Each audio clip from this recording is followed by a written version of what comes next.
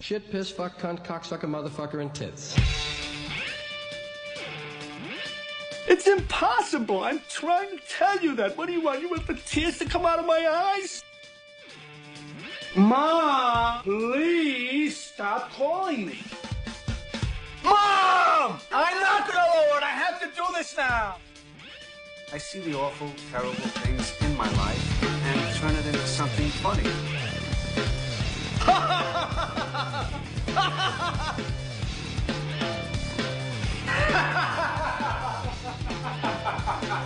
That's terrific. That's terrific. Hey, everybody! We're all gonna get laid! Shut up! Shut the fuck! You're all right to take me. Shut up! Will you shut up? Shut up! Shut up! Shut up!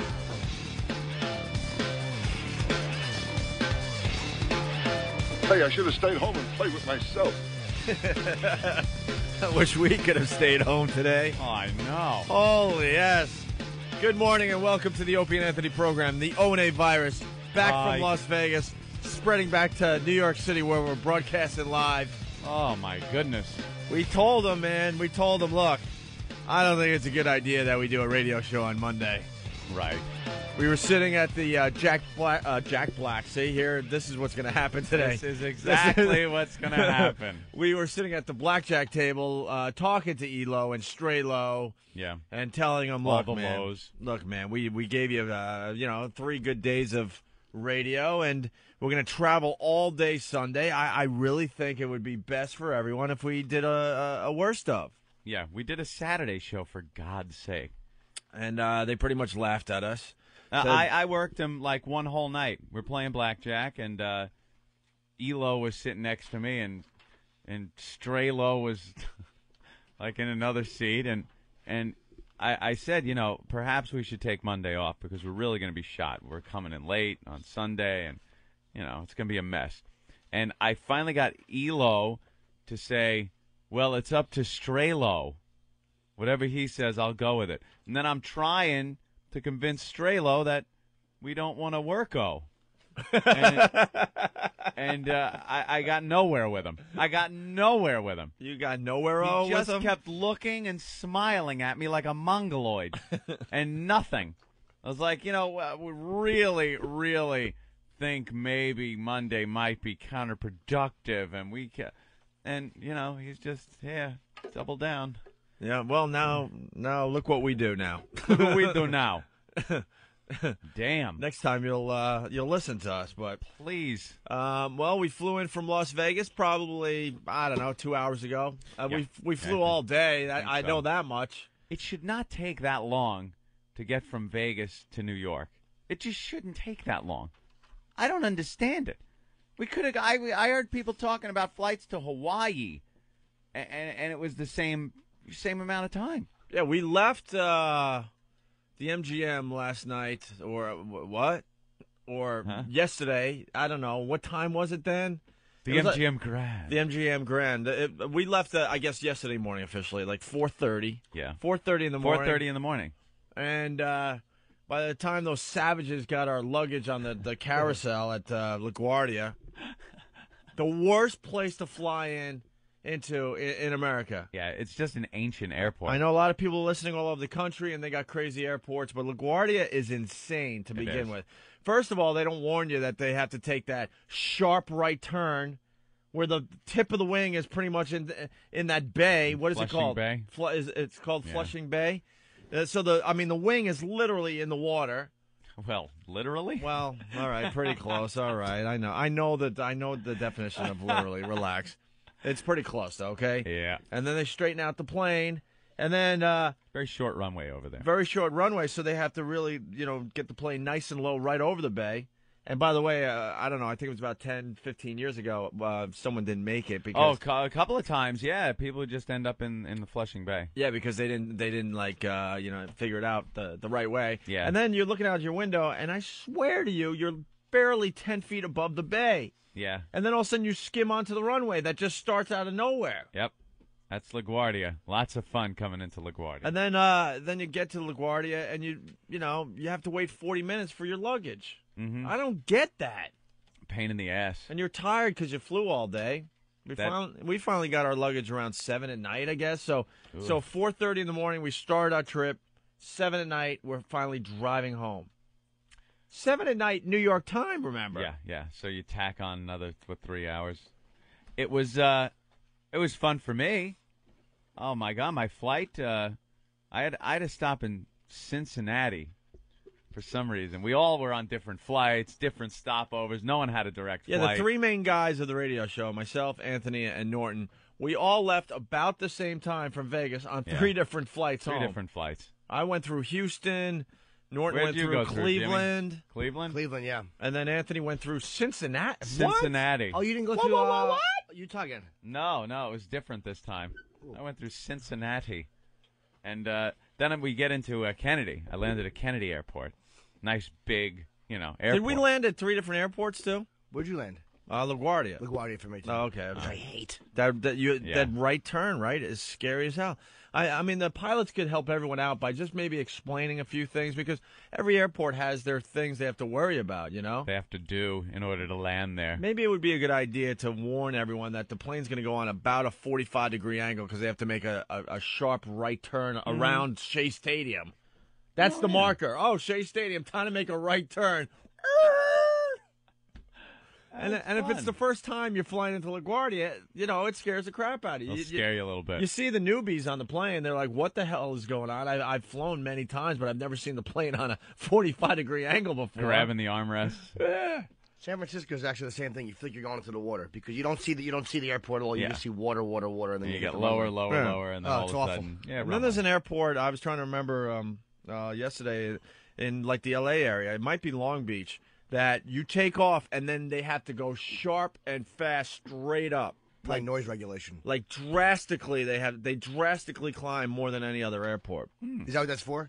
I don't know. Probably the noise. They make so much noise. At LaGuardia, they were making them do that for a while. I think they had to take off because they were. The people complain. They move near an airport, but they complain. Almost straight up. And if you don't know this stuff, it freaks you out. But anyway, go ahead, Anthony. Kennedy Airport. Yeah, I get into Kennedy, and our pilot. He must have really been laying on the throttle there because he got us in, Opie, just about an hour early. Nice. Just about an hour early. All right. Which was really nice.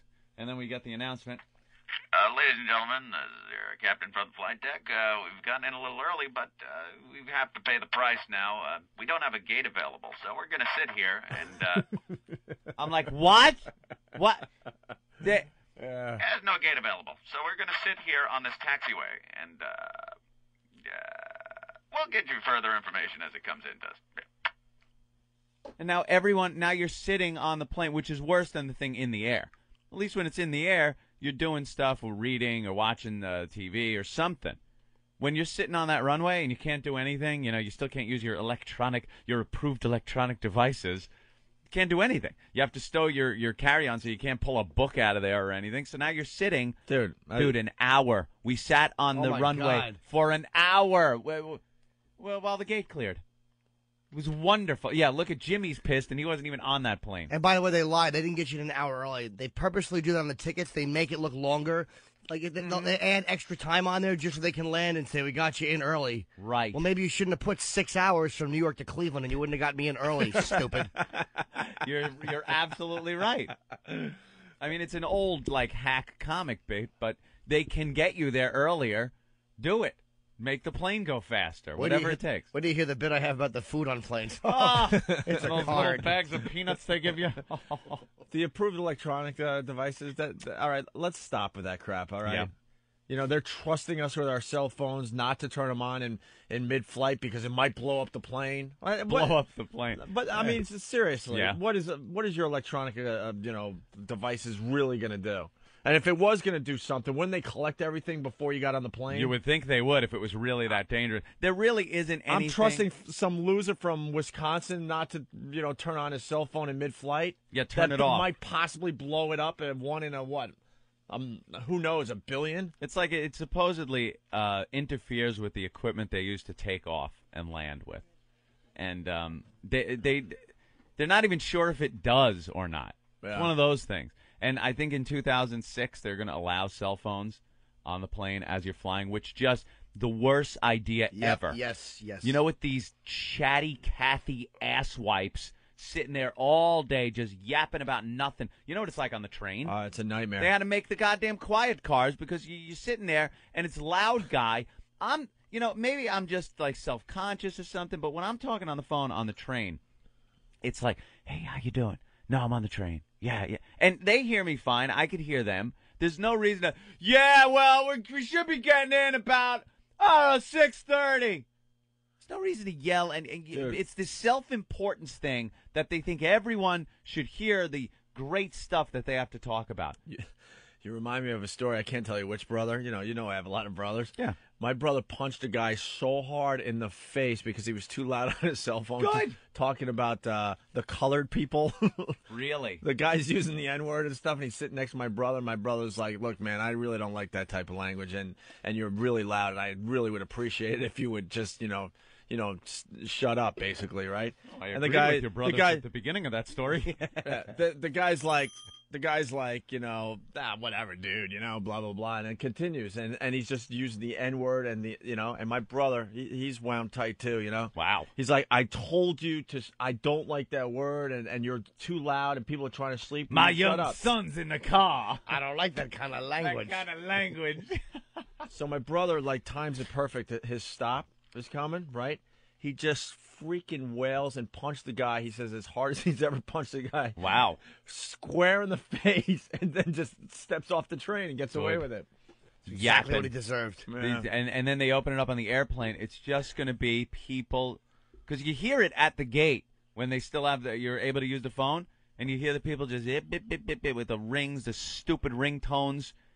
And now we're going to have that the whole flight? Yeah, right. They finally figured out a way to charge you. Here's why that was never about the plane. It was 'cause they wanted you to use those stupid things on the seat in front of you. They figured they would jack your money by $20 a minute. Exactly. But they couldn't. No one would use them because they're just awful phones. Yeah. So now they're going to put an antenna on the plane and charge you probably $2 a minute. And it's never going to be any interesting conversations. It's never like, I was getting blown and 2 strippers. That you don't mind hearing. It's always some fat fuck talking about software sales. Some business thing. Awful people. With that ridiculous earphone thing in his head. Yeah, let me check my papers on that. I'm going to have to get back to you when we touch down. Shut up. No one cares. You did without calling for how long on airplanes? And if you have an emergency, use that stupid phone for $20 a minute. It's not necessary. Please keep the cell phones off the airplane. So what movie did you have on the flight home? Great. On the way there, we had Wimbledon. Ugh. Oh, why do they pick the worst movies? dude, always. So, they should just have a few DVDs of the classics. Just throw The Godfather on. Or you're going to Vegas, throw Casino on. Who wouldn't want to see that? You know what I mean? No, they had Wimbledon. It's always the latest movies that stink. The worst movies that are out. And Wimbledon, I didn't even watch it. I didn't have the headphones on or anything, but occasionally I peeked up and looked at the screen. It's a stupid movie about tennis, a little chick flick, love story. And they tried to use some kind of Matrix-y effects through the whole movie to spice it up, I guess. Like tennis ball cam and, the guy's doing his backhand and they do like a Matrix thing on him. Who's going to give a crap about this? It's awful. Yeah, they're all family-friendly movies, too, on the planes. You can't play like Casino. Yeah, I know, but... You can, though. I saw Dawn of the Dead on a plane one time. Get out. It was in first. I upgraded the first and had the nice sleeper seats with the... All right. Isn't that great? With the 10... When you had your own screen, though, and you get the 5 or 6 different flips. Yeah. And well, then they could do it. Yeah, Dawn of the Dead was a violent movie, man, that was on the plane. Well, there's enough movies out there that are, quote, family-friendly that are still entertaining. Yeah. What movie did you have on the way home? Don't remember. I actually slept the whole way from Vegas to Cleveland, and there's nothing on the other flight. On the way home, it was Hero. That kung fu movie. I don't know. I don't know that one either. It was, it's one of those kung fu movies, like crouching hidden tiger dragon thing. But our aisle that we were in, first class, and the headphones didn't work in the whole aisle, and then here's a reach, a gay male flight attendant, because you never see that. Are there any straight male flight attendants? Why? Not would you take that job? One. All the straight guys are pilots. Yeah, of course. Not a one. Every time it's like, hello, welcome. Would you like something to drink? Oh, always. These guys are out of the same mold. Unbelievable. And he starts flipping switches by the cockpit there. To try to get the middle thing to work. And then I'm just like, hey, slow down. Stop flipping switches. We'll do without. Get a little nervous when they start doing that. You expect to see that smoke filling the cockpit or something. But I had my little DVD player, so I just brought a bunch of Seinfeld episodes. Well, yeah, I brought my portable DVD player because they were showing Taxi. Oh, that's they showing the way out for me. What a funny movie that. Just like Queen you, Latifah. I didn't need to plug in to know how bad that movie was, man. Was she playing the spunky black chick? Yeah, of course, and she was. I guess she was one of the taxi drivers. I don't know. Awful. It just looked really, really bad. Jimmy Fallon's and that was the movie on the way disaster. out, and that was the movie on the way back in. So I had my DVD player, so I did some Honeymooners, I did some Family Guy, and then I did Harold and Kumar, the White Castle movie. Oh, how was that? It was kind of funny. Yeah, it's kind of funny. I want to see that, and it's two movies that look ridiculous, but something about them was funny. Napoleon Dynamite. Yeah. Because that kind of looks really funny. Harold and Kumar, it had its moments, and the Doogie Howser as playing himself was really funny in the movie. Really? Oh yeah. But then I was telling Steve in the van from the airport back to the city that I had a problem with Harold and Kumar, and he brought up a good point. I'm not giving anything away, trust me. But don't ruin it. Yeah, near the end of the movie, the cops are chasing Harold and Kumar, and they got a stolen, like some. I know, I can't even think today. Of course we can't. This is what you get. All the lows down at Washington. They stole like some kind of a trailblazer or something. It has a hang glider on the top. Okay, So they drive, and somewhere in Jersey that just happens to have cliffs. Maybe you could explain where that is. I don't even know. So they go right to the end of the cliff. So they can't go in. It's a famous movie thing. They can't go any further. Oh, my God, what are they going to do?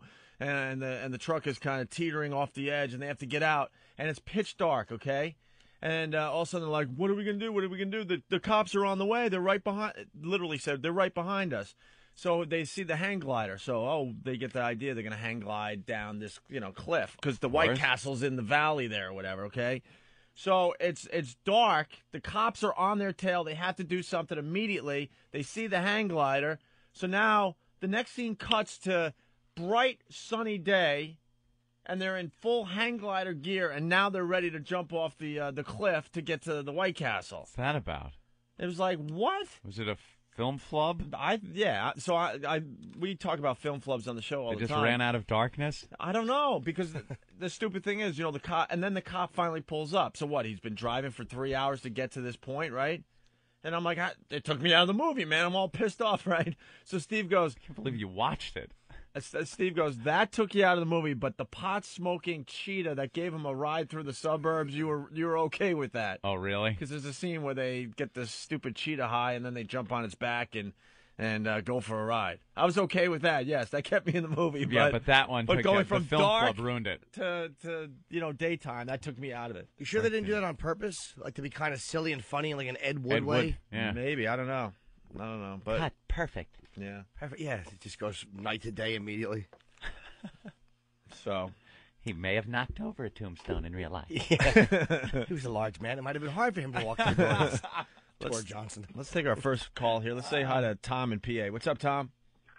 Hey guys, what's going on? Hey. Hello. You guys are bitching a little too much about your flight. Mine was worse. All right, go ahead. I got out in August. It was extremely hot. They got us on the plane. And then they tell us once we're out on the runway, we got to sit and wait until they clear the runway in the opposite direction because our plane's too heavy to take off in the humid weather. Oof. So 2 hours later, they finally get us in the air. Then they tell us that they served all the food to first class. No food left over for us. This guy's conversation, I feel like I'm on the plane right now. Coach. So we're dude, you know what? You're driving me nuts. Wow, I understand it's early, sir, but why the pauses after every sentence? Sorry. That's what's.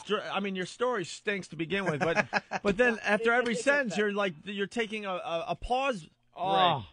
Okay, I'm sorry. Are you breathing into an oxygen mask and you need oxygen after every sentence? All right, it gets better. We fly in, we land in Atlanta.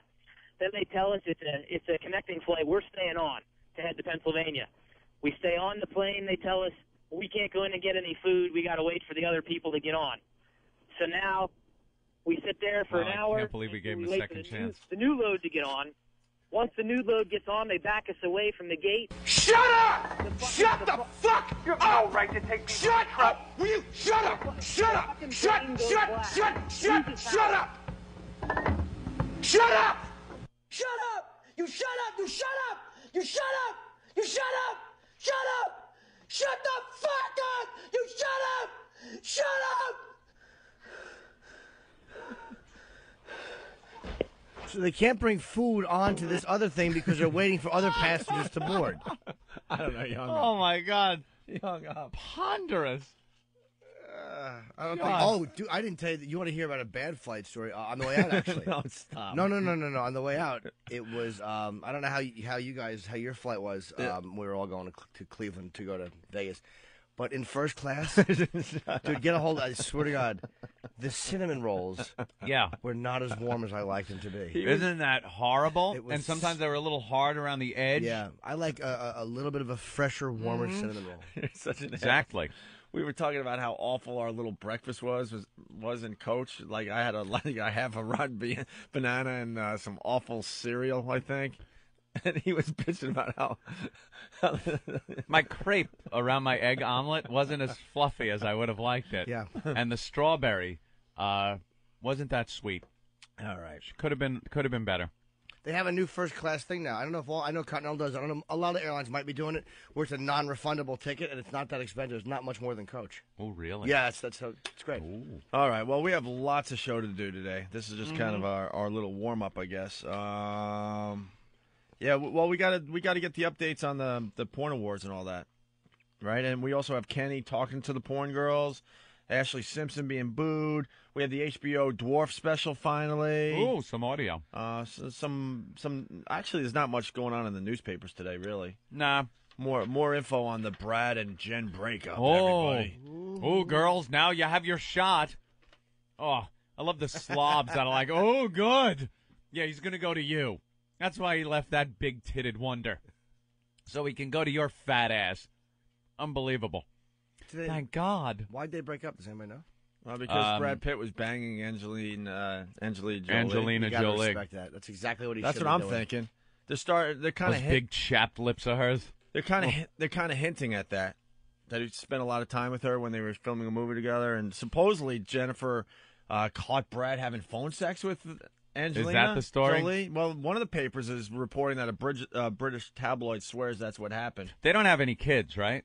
No, that was the big problem. Yeah, because He wanted to become a father, believe it or not. He wanted to be the father, become a father, and Jennifer didn't want to have any kids. and they at were this saying time. he fell in love with Angelina Jolie's 3-year-old. Right, Max. Yeah, so that must have what a slap in the face. Isn't that her kid with Billy Bob Thornton or no? Yeah, I think so. Right? No.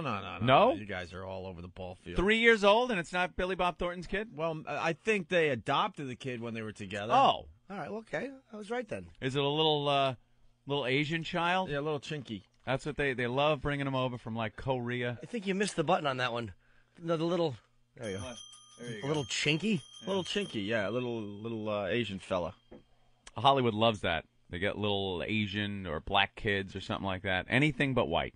You don't want to walk around. It's not trendy.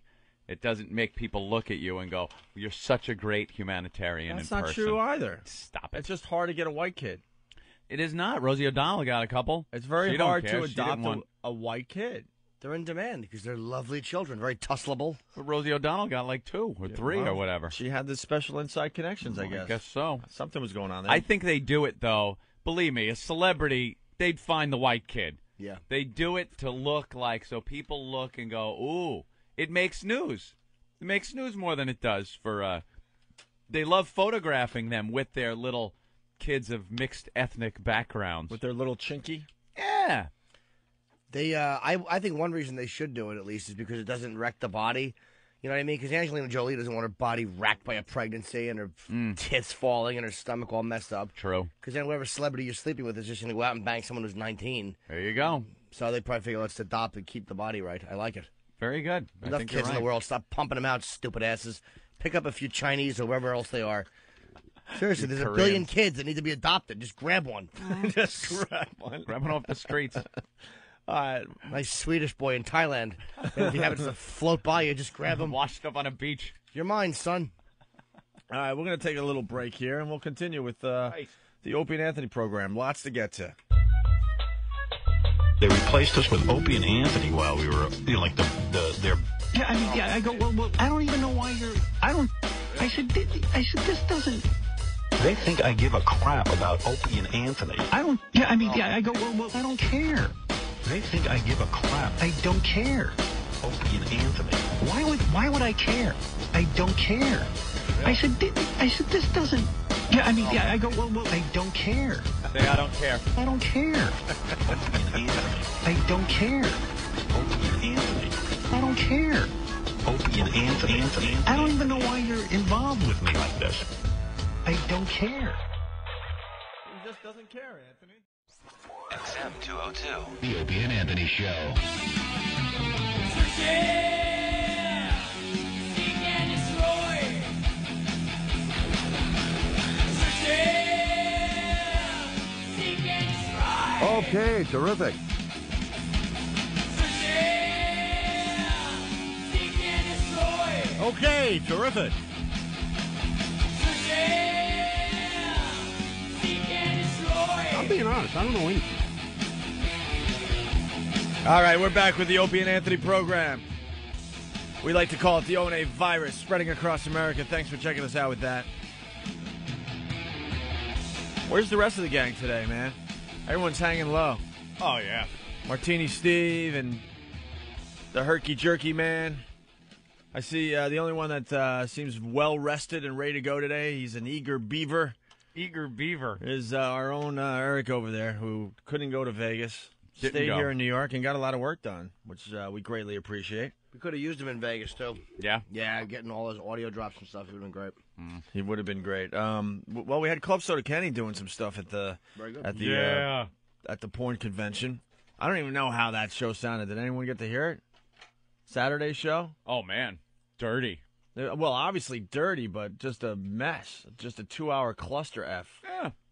It was a constant, parade of I remember smut. we started the show, and before we knew it, it was over, and we were like, what the hell? Did we get anything done? I think so. It was like just a constant barrage of sluts and faggots coming up and, hawking their wares, pretty much. Some of them being brutally honest, and some of them had nothing. We didn't have any faggots coming up. I don't think so, no. No. Oh, yeah, because the guy with the top hat and the tits, he wasn't a faggot. Josie. That guy was the faggot of faggot. Yeah, he was. Do we have any video of our time at the convention? Steve got a lot. It's probably going to take a couple days to get it up on opieandanthony.com and foundrymusic.com, but and I forgot about Josie with the 38 double D breast implants. You don't think the guy spray painted as a leopard? He was banging chicks, Actually, though. he was. No, he's okay. He works for Black Mirror. He's okay. Porn star doesn't mean you're not a... He was just spray painted like that to get some attention, I guess. Yeah, he does straight porn. He works for that guy Joe Gallant who brought us candy and Illigo. Everyone was just trying to get attention there. You notice that? It was, I don't know. And they're all, like, into their businesses now.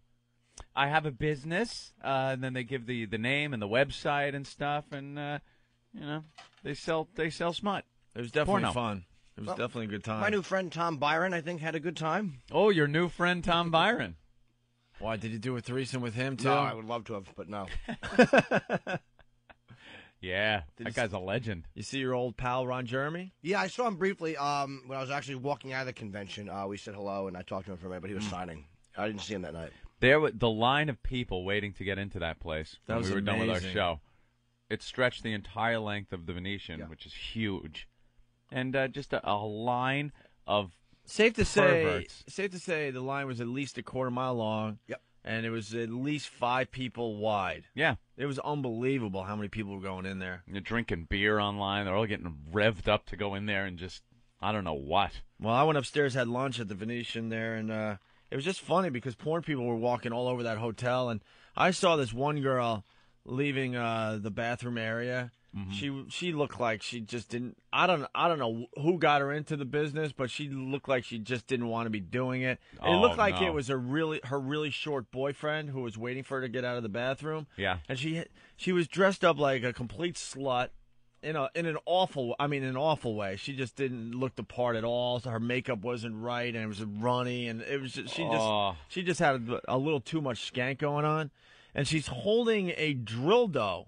Really? She's holding a drill without the dildos on it, but you could tell because it was pink and stuff. Yeah. So I guess that was her thing that she does in the porn industry, Yeah, snap-on attachments, and then she just lets it rock. And her boyfriend's like, all right, come on, let's go downstairs, right? All like fairly enthusiastic. And then I notice he's got the bag of dildos for the drill, and they're heading downstairs, boyfriend and girlfriend, to have a nice day together. Great. It was just, I don't know, it was weird.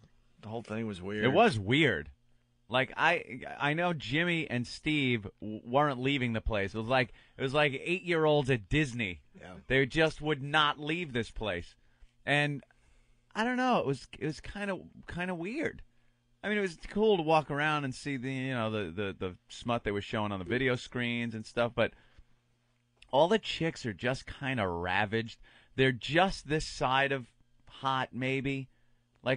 There's a few hot ones, but they're just like, ugh, just run through the mill kind of. Well, no, it takes away from the hotness when you start talking to the girl. And who was the girl that set the anal record? She had like an anal gangbang, and 101 was it? I think it was 101. It was a lot. 101 big ones in the old poop over 100. Chute. Does it matter what the other number is? Does it matter after 2? Yeah. 100 up the ass. Up the ass, and you're like, well, that kind of takes away from your hotness, I'm sorry to say. Yeah. Well, that's what they do, though. And then you walk around, and that's what I didn't get. As you're walking around, it's not like you can buy anything. You can't buy anything at these trade shows. Yeah. You just kind of look around. So it's not like a big flea market. So what do you actually do? I didn't get it. You kind of walk around, you pick up little pamphlets, you look at, ooh, there's the real doll. Here's the, Vivid's display, and I kind of didn't get it.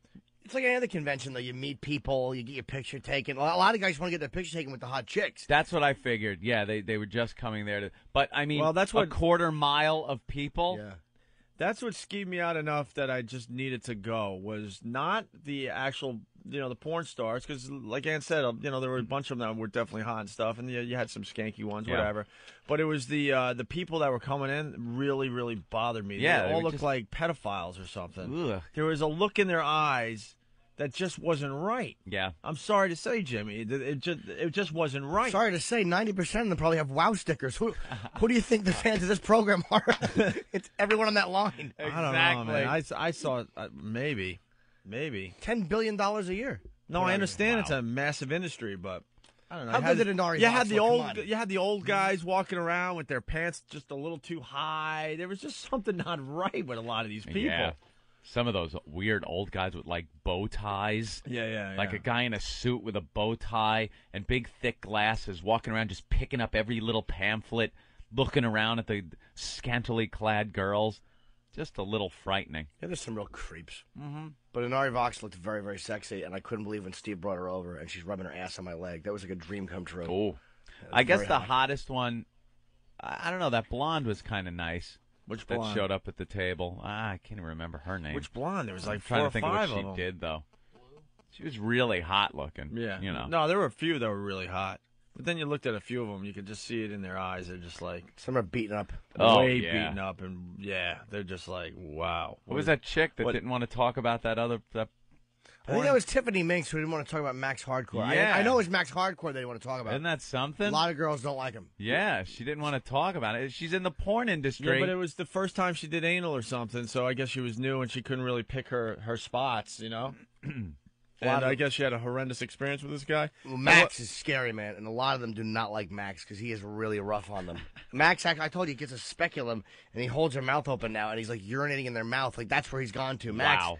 But he's actually, again, he's done a lot for porn. Oh, nice guy. Maybe not a nice guy, but he really did tap into what men want. As awful as he is, there's a side of what he does that really taps into men. I don't know how much of this stuff is really tapping into what men want. I think it's pretty niche, but there's enough people out there that do want to see it, but it's not like I don't think the majority of men want to really sit down and watch that. No. But there's a huge amount of people. That's why the porn industry is so huge and so much money is being spent on it, because there's so many little niches, and every single one of them, there's somebody that'll do it and fill it. I'm thinking more about, like, when he started, he was doing cherry poppers, which is where he would take girls and pretend they're young, and he would, be like Uncle Max and come over in a creepy little hat and awful little brown shoes and nothing else, and go like, let me show you how to make you popular with the boys. He has like a really Midwestern accent. Yeah. And then he would just choke them with his penis. And it was just, and they were like, and tears coming down, makeup running. Oh, my God. And they would pretend that they were like, young girls. And as awful as that was, you know what? It was a monstrous hit. I guess. 'Cause he tapped into that awful thing men do when we look at Catholic school chicks. Like, ugh. Yeah, he tapped into it. He was honest about it. Do you want to choke them like that? No, but again, it's they're porn girls. You know. So is he still working in the business? Oh my God, yeah, he's one of the biggest. Don't know. Man, he's a Hall of Famer. Mag's a Hall of Famer. Is there a porn Hall of Fame? Absolutely. And Mag's There's too many halls of fame. There really are. Well, I got more respect for this one than I do the Rock and Roll Hall of Fame. Maybe porn will put Sabbath in their Hall of Fame. The Rock and Roll Hall of Fame stinks. That thing is so overrated. Really is. Let's go into all these dead rock stars as addicts and grab some crap and put it on display. It's pretty much Hard Rock Cafe without the burgers, right? Yeah, I would say so. It's like, Hendrix, wore this once on stage back. It's not even like a special costume. It was like some, he wore it when he, I don't know, was in Detroit once. You know what I mean? Something stupid. Care. Yeah, I hated the Rock and Roll Hall of Fame when we were in Cleveland. I wouldn't go. Well, maybe the Porno Hall of Fame. Where is that, Jimmy? Do you know? Don't know if it actually exists at a Probably place. L.A. I don't even know if it's a place. Oh, really? You think they just induct people into this imaginary place? I think it just exists in their minds, Anthony. In the minds and hard-ons of many. I had a wonderful time. So Club Soda Kenny, he really helped us out while we were out in Las Vegas. Mm-hmm. I don't know. I have a feeling that the XM people really just don't like Kenny at all, which is a shame because they just don't know what he's about yet. Everyone just got off on the wrong foot. with Kenny and XM. XM for us and the Vegas trip, things weren't done quickly enough and soon enough, and there were some cluster Fs with travel arrangements. And Kenny is a guy who's very meticulous when it comes to taking care of his people. So, it's natural they would butt heads like that. But he's the only guy I would want on the road with us. Right. I mean, this guy takes care of the show. Takes care of everything. Yeah, he takes care of everybody involved with the show to the point where you can't believe it. It's everything from your coffee being there in the morning to your flight arrangements being taken care of. Transportation to the airports. Yeah, he's right there calling you with a wake-up call in the morning. He's great. He knows what he's doing. He absolutely knows does. What he's doing. Yep. And as much as he's a goofball sometimes, he'll do silly things like send the emails because he knows it makes us laugh. I mean, he's got to get things done, but he knows we laugh at it. See, I don't think they understand that he's not retarded. He's doing it. Part of that. Do they not understand the goof in him doing it to make us laugh? Right. Some of it's really for real, like, let's get this done. But then, the long, I look forward to your anticipated cooperation. I mean, that's just to make us laugh. I know, but they look at it and they listen to him talk, and they think he's retarded. And why do we want a retard running our show when we're on the road? But he's not. The guy knows his stuff when it comes to this. Yeah, he really does. And but they just hear, hey, how are you? They hear an idiot. I didn't even think of that. You're actually right. I mean, I probably wouldn't, if I was working for a major corporation, wouldn't want to trust flight plans to that doltish voice. You don't want that big idiot taking care of business. Okay, thank you. Right, thank you. But he's deceptive because he gets everything done. Everything. I hear one of their biggest problems in one of the meetings that me and Opie had to sit through. We had to sit through an ELO meeting just because of Kenny. And one of the things they were upset with was the fact that he called up the MGM Grand and wanted to speak to the CEO. The CEO or the president of the MGM Grand to get us rooms. To find out what the problem was with getting Opie and Anthony I in their demand rooms. to speak to the CEO. I think he wanted the rooms blocked a certain way for security reasons, what Kenny will do. and he had to do it with dice, but now it's a bigger scale because there's more people. Right. Get all the rooms blocked within 1 or 2 floors, very close together, just in case there's a problem. He's right there. Right. That's the main reason he likes to do that. That's what he likes. And he's always running around from room to room, helping you out. He's the one that does the wake up calls. I mean, he does everything. It's awesome. Everything. And who cares if he got thrown out of the CES? Who cares? Who cares? Doesn't matter. It really doesn't. They didn't understand that. Again, they just saw a big dolt yelling at somebody. They didn't see the humor in it at all, and I don't think they understand, Kenny. Yeah, I got yelled at by the CEO of XM Satellite Radio. You certainly did. Hugo. Look, I don't want that big and stupid guy Kenny here at all. No, he's not to be here. Kicked out of a trade event. Even though the reason he was kicked out of CES was my fault. Completely my fault. No surprises there. I had a little idea. Seemed like about 200 to 300 people really enjoyed it, but the XM people were not happy with me. We're very much looking forward to the following year in the company. Shut up!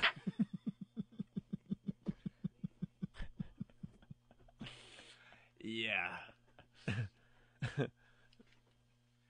The company is growing by leaps and bounds. Louder! Shut up! Can't hear you back here. Shut up! We're looking into streaming video. Shut up! Shut up! This will be known as the second thing that we're not allowed to mention the guy ever again on the Opie and Anthony program. And that audio won't. Hopefully, somebody might be able to send in some audio from that and have it pop up somewhere. I have no idea where that audio That is. guy, I believe it was destroyed. Has the biggest set of balls I've ever seen. By the way, ever. I've never seen anyone with a larger set of nuts than Kenny. He will do anything. Frightening. So. Yeah, I think they did it from the wrong foot, though. They just don't see the value of club soda. They don't understand him. Well, he was back in the game when we went to the porn convention. Mm-hmm. We really needed him there, obviously, and he walked around and he interviewed all sorts of porn chicks and stuff with Steve. What are you doing? Steve was just in heaven, also. Okay, I don't know where. I've never seen Steve so excited, so giddy, to be in an event. How great was he, though, man? Steve brought everybody over that we needed. He was fantastic. All of a sudden, he just show up with somebody new. He was great. I know, rapid fire. Hey, by the way, what happened with you and Gene Simmons? Oh, that asshole. Boy. All I know is I was getting phone calls all night long from you, Ben Steve. Laughing his ass off.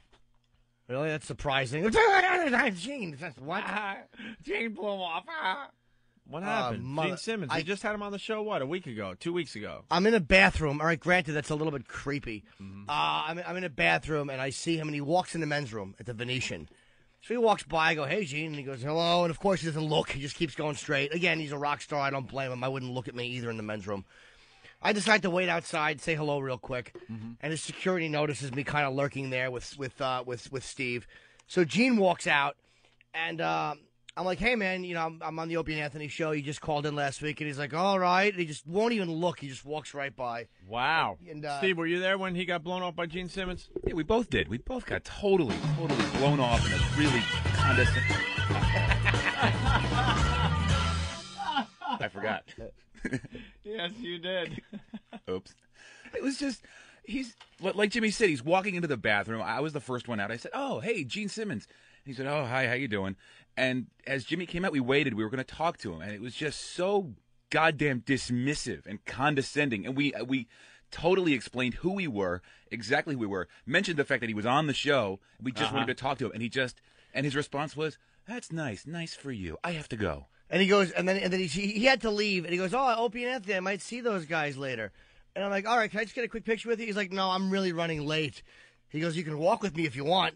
So I start walking with him to get the picture, and then Yoshi is just backing up and like trying to take. All he had to do was stop for 1 second, and he wouldn't stop or look at me. So fuck you, Gene. Ooh. Oh, hey, relax. Oh, that really annoyed me. He was one of your heroes growing up. He was one of my heroes growing up. Jimmy Robinson. Sorry, I wasn't hawking a Kiss keychain, motherfucker. It wasn't just a setup to maybe coddle you a little later? Oh, did he annoy me? Every bit of loyalty I had for him went out the window, and I wanted to spit on him. I was so Wow. aggravated. Wow. How many bad people bashed him, called in, trashing him, and like an asshole, I defended him. You did. Time and time again. And he doesn't need me to defend him. He's a billionaire. It's not going to change. But it just really, really annoys me. Look, I'm not anywhere near that level of fame, but I've taken enough fan pictures to know that you can stop for 1 second. A second. Disinterested shithead. Wow. It was 6'3" in your dark Undertaker suit. That stupid straight ahead look on your face. We get it. You're a genius. We get it. You have really turned. I can't tell you. Picture. I am so tired. Yeah, but you know what? It was. Steve was right. I understood he was busy and he had to leave. Dude, I didn't expect a 40-minute photo shoot. But he knew that we were talking about being on the show and we're members of the show, and he could have just stopped for 1 second and taken that picture. He didn't give a shit. Right. Sorry, I didn't have anything to sell for you. That's what it was. It wasn't advantageous to him to stop for a second. There was nothing in it for him to stop, Jimmy. God, that made me sick to my stomach. And De Niro, your last 3 movies have sucked dick. Yeah. Anyone who didn't take pictures with me. Over $200 million. I'm not talking about this. Crap, I'm not talking about the Fockers. Just the other stuff he's done has stunk. Just goes to show you more sheep in this country. But have you seen the movie? Just get online. I've seen the ads. I've seen the trailers. Dude, I've seen Barbara Streisand. Yes, I know it stinks. They got the same jokes from the first movie. Same gags. How do you know? You haven't really because seen I the saw movie. the trailer. They put the good stuff in the trailer to try to get the people there. And if that's the good stuff, please. 3rd week in a row that it was #1 at the box office. #1, making hundreds of millions of dollars, and it just looks ridiculous. Barbara Streisand, stop it. Ugh. I saw it. It's more of the same jokes. He's right. It's the same movie. All right. The same stupid jokes, and the people keep just flocking to that thing. Speaking of Gene Simmons. Well, we have the Kiss keychain, we have the Kiss coffin, we have the Kiss hat. We get it, shithead. Dude, but he was one of your heroes. Dude, he was a childhood idol. 30 years I've been a fan. This is all it takes to turn you? No. I've been turned out. It wasn't that. It was the attitude. It was this smugness, and it just made me sick. It made me sick.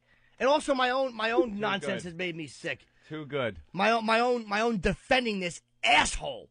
When people would call in and smash him on the air. You feel like a used whore. And again, he asked me to do nothing. That's my own fault. I'm not blaming him for that. And I realize he's one of the biggest rock stars on the planet. I don't expect a guy to stop and chit-chat with every mope like myself. If you're walking next to him and someone's in front of him with a camera. And he told me you could walk with me, and he knew I was from the Opie and Anthony show, and he knew he had just called in and we had interviewed him. That's what the problem was. Did he get a walking action shot? No, Yoshi tried, but it wouldn't flash. And I finally said, Yoshi, I'm not going to beg him. Fuck this. And we stopped. Wow.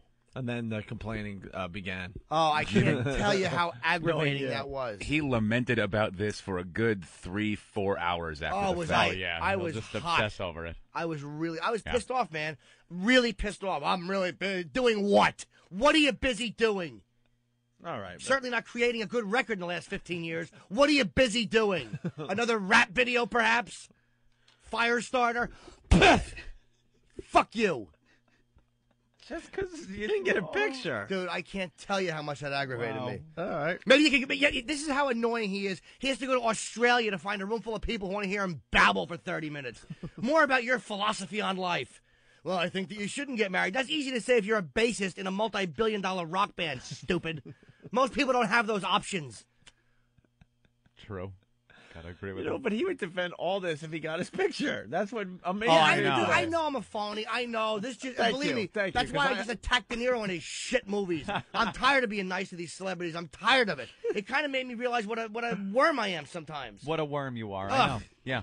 All right. Well, what is this audio you got in front of me here? This is now, is Vanity a friend of yours, Jim? That's what I wasn't clear on. Did you know Vanity from before? Just from AVN, I know Vanity, but I like Vanity. Vanity's a transsexual that we met while we were at the AVN Expo, and apparently there was a story that we got from Joey Silvera, who we had lunch with, that Gene Simmons had hit on Vanity, this transsexual, and there was a whole story that he tried to get Vanity alone in his hotel room. And so we got Vanity alone in a room and asked her, is it proper to call? Yeah, it's him. It's got a cop. No, it's a her. If you see her, it's a her. The most convincing transsexual I have ever seen in my life, except for the penis. And did you see the penis? Yeah, we got we got video of how to tuck a penis back. Are you kidding? Yeah, these guys were in heaven for 3 days. That's all I got to tell you, man. These guys. We got the whole visual on how a transsexual tucks the penis behind the legs, and it was just absurd video. Oh. When is all this video going to start making its way up on the website? I'll start cutting it up this afternoon. All right. But so you got video of our new gag, by the way? The Jimmy thing, yeah. All right, you got to get video of our new gag so people at home can understand it and play along when we do it from time to time. And do you have any audio of Firestarter? Maybe we could put that on and all dance and cross over to another market. Yeah, it's in Delete, Dare. I'll get it. All right, listen. So here's the story, I guess, that she told. Yes. It's Vanity. Vanity. This is Vanity, last year's Transsexual Performer of the Year at AVN. Nominated again, and she should certainly win. And what happened with you and Gene Simmons blew me off today like a real asshole. What happened with you and he last year? I was walking with my ex-boyfriend, and he asked me to go and like tap on his shoulder, and I was like, I don't know if I want to do that because I don't like to impose on anybody, but I was like, okay, fine. So I went over there, and I'm like, hey, what's up, Gene?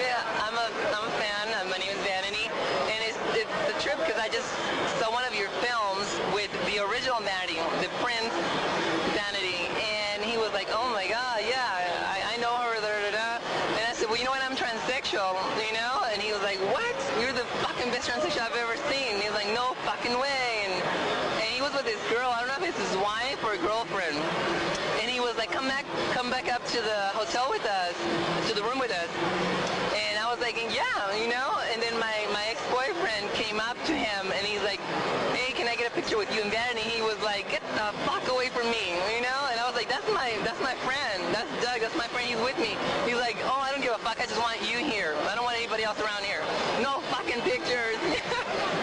And then like, I was like, okay, whatever, I don't know if I want to hang out with this guy, you know, and he's like, give me your number. So I wrote it down, and I was handing it to him, and the girl or wife, whatever, she just like snatched it from my hand and took it from me. So I don't know what happened from there. I guess she just didn't want him, you know, involved with me because I'm transsexual.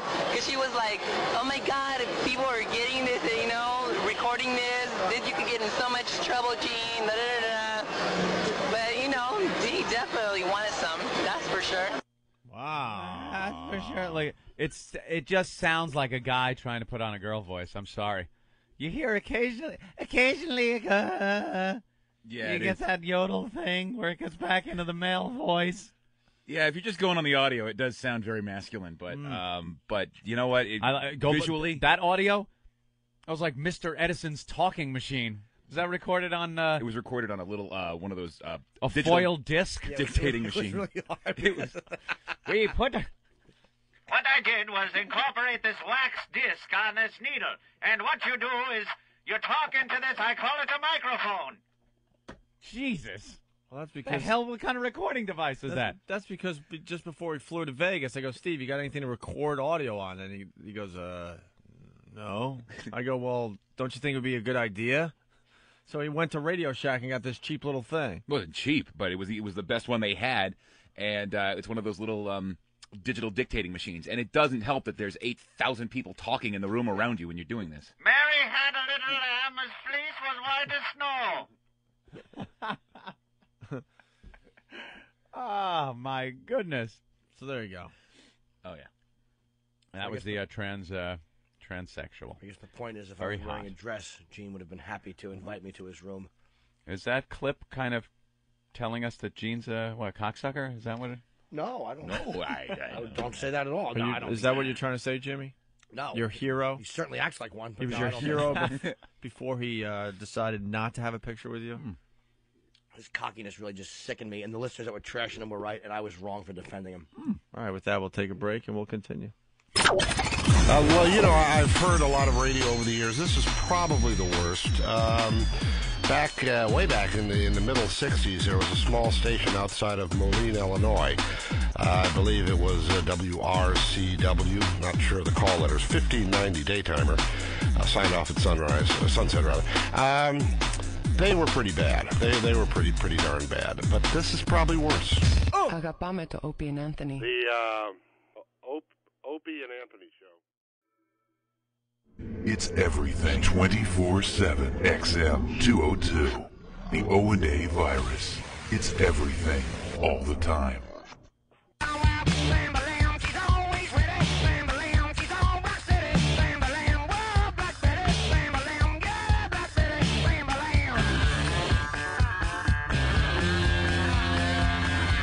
All right.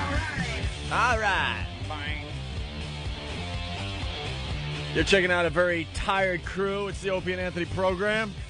Yeah, we made it in. We made it in, right? What was all the news about the snow in Vegas?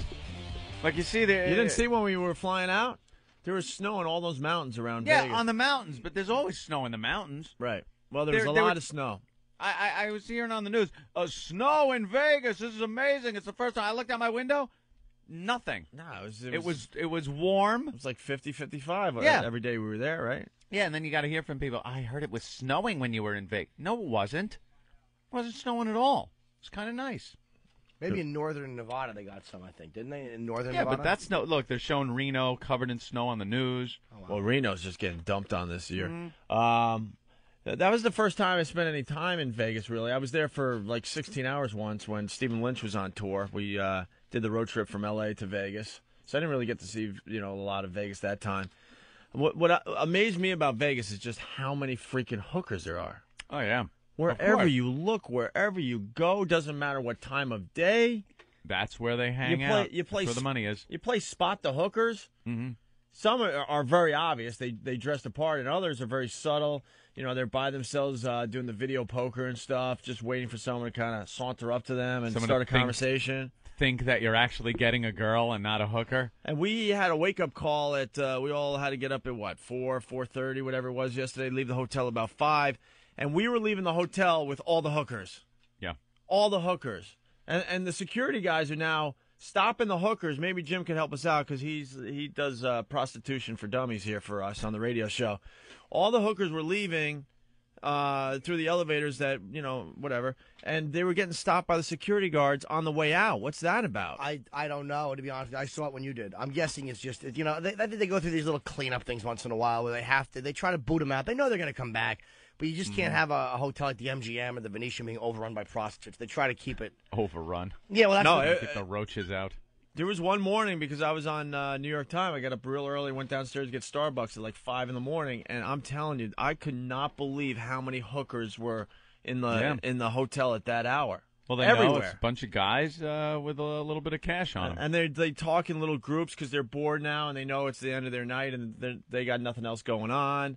So they're trying to figure out what to do next, and then like the security guards would go over to one group of hookers to break them up, and some of them, and pretty much tell them to get the hell out. Mm-hmm. And then there would be another group over here, and another girl on her cell phone here. I mean, it was just everywhere. Yeah, absolutely everywhere. That's Vegas. I never picked one up like that. Never picked one up in a lobby.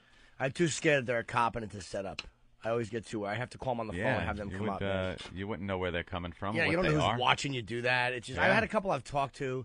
But they always want way too much money. Just the whole scene annoys me. So how'd you get girls in Vegas? I call them on the phone, or I'll usually call. Now with the internet, it's fantastic because you can go on and read reviews, and go on and read reviews, man. And I get the good ones.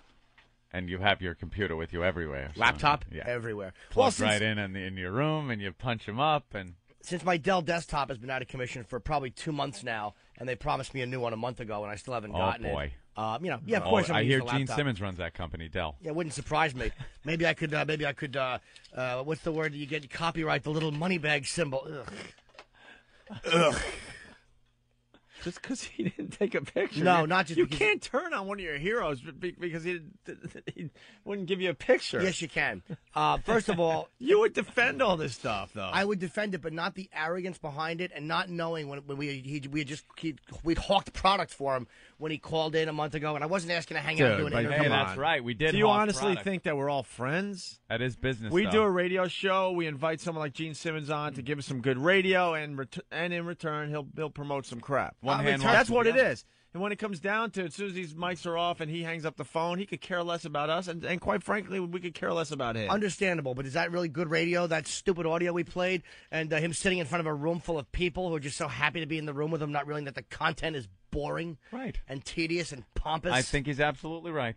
I think Jimmy's right. I am right. It's sickening. And again, his level of fame is in a stratosphere I'm never going to hit. He gave us good radio that day with I'm the not saying Apprentice I girls. know he did. Well, it was kind of fun. Yeah, I know. He's a pompous ass. All right. Sitting there with his legs crossed. Let's go to Iowa and say hi to Jeremy. Jeremy, what's up, buddy? What's up, guys? Hey. Hey, little Jimmy. Did you have fun out in Vegas? I did, with the exception of that last little incident, Jeremy. But thanks for asking. Welcome to the program. Thank you. I don't blame you. How many hookers did you get with this weekend? 2. 2? Yeah. Were they You nice? only had 2 girls come back to your room? Yeah. He was sick that one day. I had one who was a friend just come back and we hung out and nothing happened. Wait, what? My female friend who lives in Vegas. Is she a hooker? No. Oh. Why do you think nothing happened? Okay. If that was an option, I would have fished over a little cash. I would have fished over a little cash. Here comes Club Soda Kenny, he's big and stupid. 6'5" killer who skips, and if the shoe fits, it's big. Hope you're ready, cause here comes Club Soda Kenny. Thank you. Louder. Thank Shut you. up. Shut up. Anyway, Club Soda Kenny walked around the porn convention with what, Steve? Yeah. And Jimmy a little bit too, right? No, this was the first day was Kenny and myself walking around, just going up to every booth, tapping these girls on the shoulder as they're signing autographs for 150 people in line, and just pulling them out and getting like 90 seconds of audio of an interview. Steve stayed till closing at the convention every day. Yeah. He would just go there and stay until they threw him out. Well, I had to talk to so many people because I've been corresponding with a lot of these people for years, and I never met them, and there were so many, and I would just bounce around and talk to them all, and they were all just. I'm sorry, I've never done it. The ex-singer of Kiss Singer says she is suing rocker Gene Simmons, VH1, for slander. Does anyone know who that is? Yeah, that's in the paper today, actually. Yeah, I'll get the you article. decide to. And a big read it. smile came on Jimmy's face. Yeah. Good, that ass.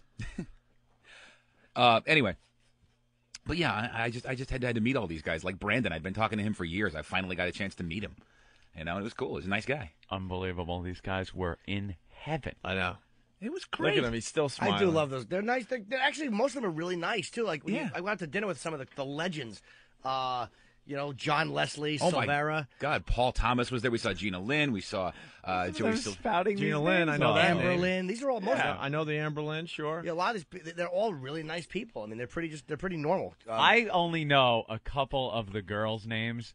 But these guys, they know all the guys' names in the movies. You got to know Ron Jeremy, obviously. Well, yeah, he's like the Johnny Holmes. benchmark. We got a picture with John's ex-wife. Me and Yoshi did. Lori. And Holmes then that guy that we interviewed, I remember him, the old school guy, Tom Byron. Yeah, Tom Byron. He was in a lot of movies with Ron Jeremy, right? He's the Bang Tracy Back in the Lords, day? dude. He's the Bang Tracy Tom Lords. Byron, I recognized him. He's older, but that was about it for us. Yeah, that's it. But these guys are like, this guy. They're blurting off these names like it's the Oscar list. Well, the shelf life, let's be honest, of porn stars is not that long because obviously the age. I mean, it's like some of them make. That's why I love Ron Jeremy. The guy has made a career out of it, and it's very rare that they can do that unless you're but that's the goof factor too. More specifically, the porn chicks, the shelf life on the girls is so short. Really Sometimes short. it's a year. These guys have been in the business and maintaining, sustaining a business, whether in front of the camera or behind the camera, for years. So to finally, meet some of these guys was actually pretty cool. Yeah, Ben's reminded me. It was weird because there were 6 of us in Vegas, and Kenny, obviously.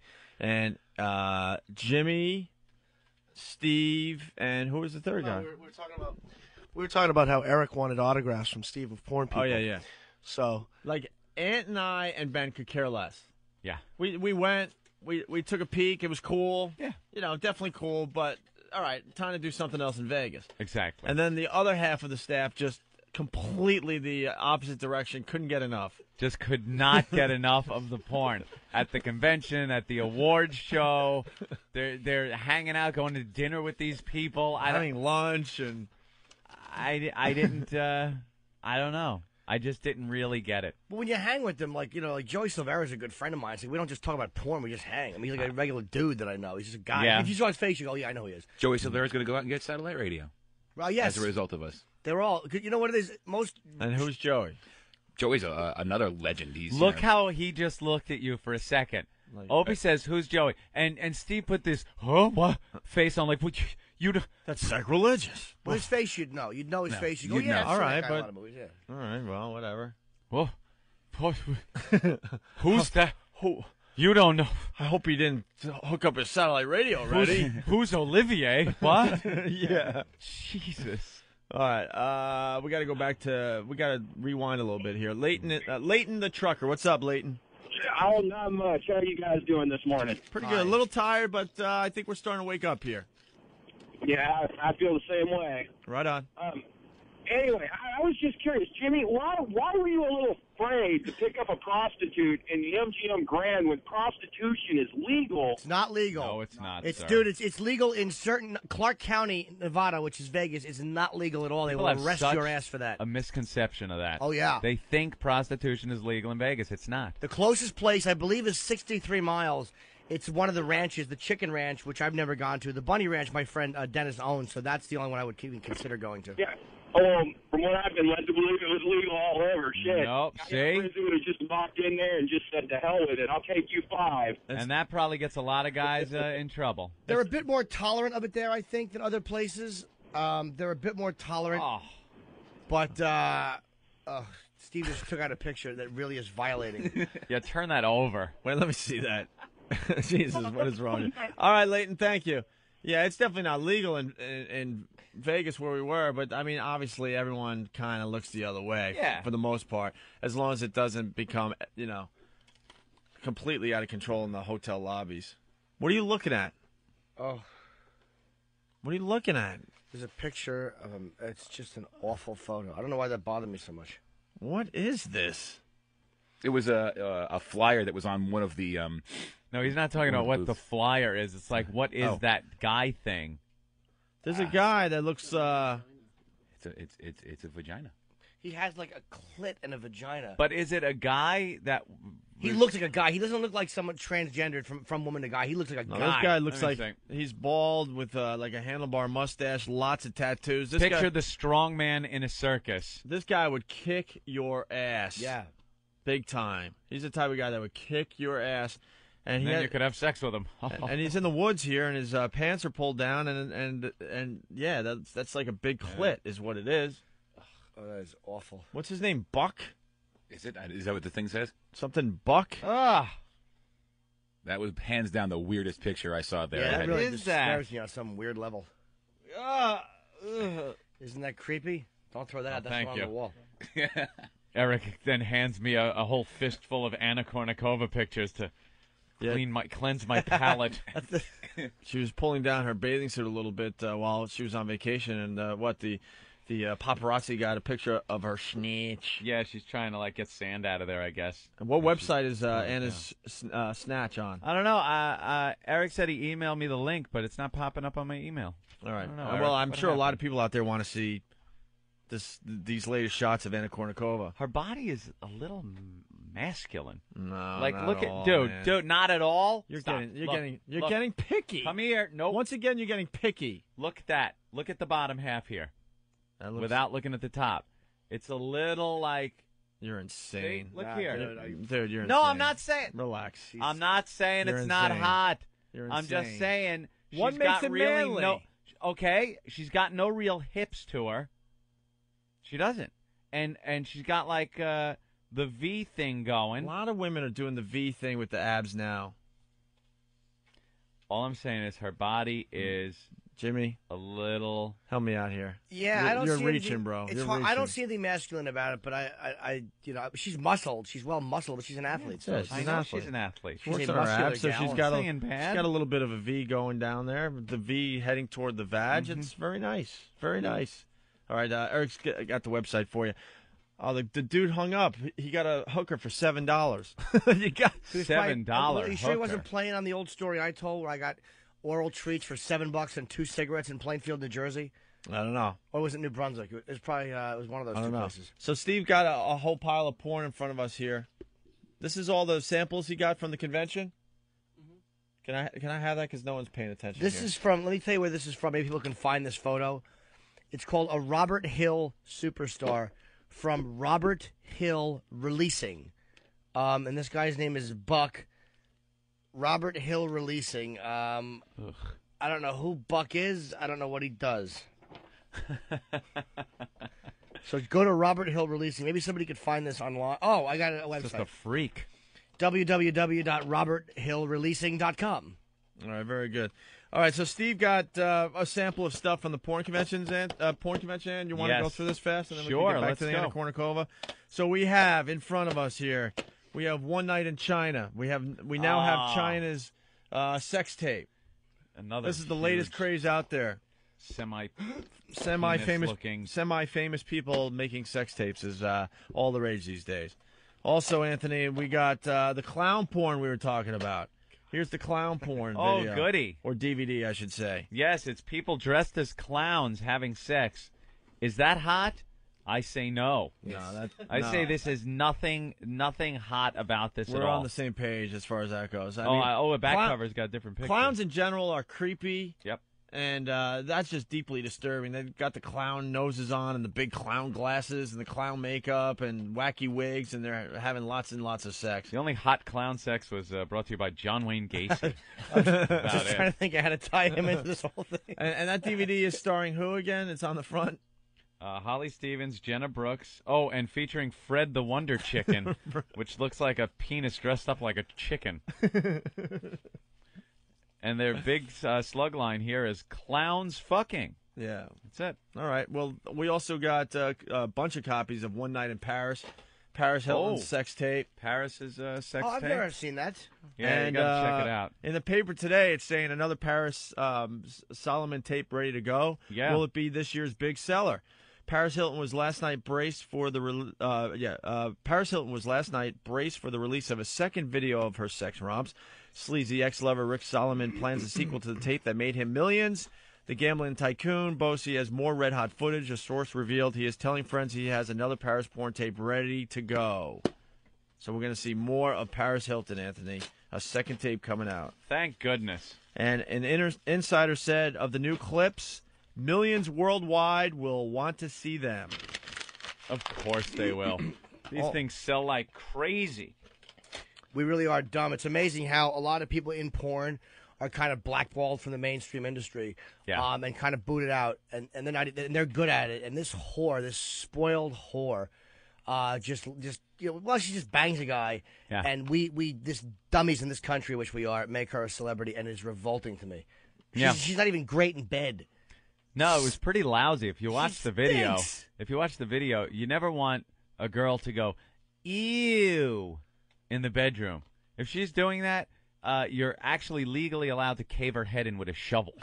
If she goes, ew. All right. The networks give her own show, though. Yeah. But say something racist on TV. Slip and say something racist, and you're finished in this business. Yeah. Speaking of all the reality shows, the paper had like a list of all the brand new ones that are coming out. Really? Oh, it's ridiculous. That's the new rage, too. As Eric finds that, Anthony, then DVD, couples, fantasies, reality TV is it's hottest and hardest. It's at a swingers club, and it's a bunch of real couples having sex, acting out their intimate fantasies to win fabulous Caribbean vacations, and the grand prize worth $25,000. You can win, too. So they're trying to make some type of reality show porn? Well, this is like, it's basically swingers having sex. Yeah. We were invited to some kind of swingers party. Did anyone ever... Did anyone go? No one went? We were too tired, man. Me and Steve were actually going to, check it out. We were both too tired after the AVN Award. Put your keys in the basket at the door, and all right, well, this you pick them out, and whatever key you pick out is who you go home with. Oh, oof. Isn't that old school, like, swinger thing? I remember seeing a movie about it. Okay, yeah. Oh, why? No, way to explain. You kind of threw yourself out there. I'm like, oh no, I'm thinking in my head, how the hell would you know the key trick? No, it's like in a movie. The Big Chill. What was it? The Big Chill? Kevin Spacey and the lady from the West Wing. That was like one of those things that you just knew in like old school swinger thing. That's how they did it. I don't know. Back when your big 70s Earth Mama muffs were. All right, let's say hi to Tommy. Can I have that pile? The rest of that pile, Jimmy? Tommy, what's up? What's going on, guys? Welcome back. Thank you. Thank you. I was out at AVN a couple of years ago. I had a blast. Cool. But I just wanted to make a comment on that, the clown thing. Yeah. I'm banging this broad, and I don't know if it's me. I might be the fucked up one, but she likes it when I wear the mask. Just a clown mask, nothing else. And I do her. A clown mask. Just a clown mask. That's her fetish? For you to throw on the clown mask? No, maybe his face just really bugs her. Yeah, I kind of look like you, so it could be. That's definitely a possibility. Does she want you to put on a clown body too? No, I'm okay there. And But, you do this and it gets her off? Yeah. That is weird, man. And it's not it's one of them evil clowns with the fangs and like the real scary fuckers. Really? Yeah. You think maybe she got touched a little? It could be. Possible. Maybe the clown at the birthday party. Little white gloves in her underpants. All right. Well, it was my idea. And she went with it. Yeah. I found it. If I could plug a website, can I do that? No. It's not my site. I don't know. That's okay. Nah. All right, Tommy. All right, thank no, you. let him plug it. That's too late. I was gonna have you hang up on him. I know. Mike from Jersey, what's up? Mike was just about to ask something that I was going to go into next. He was wondering if the Mexicans were handing out the hooker trading cards. Oh, really? Yeah, man. You walk the strip and it's a bunch of Mexicans handing out these. Oh, wow. These hooker. They go like this.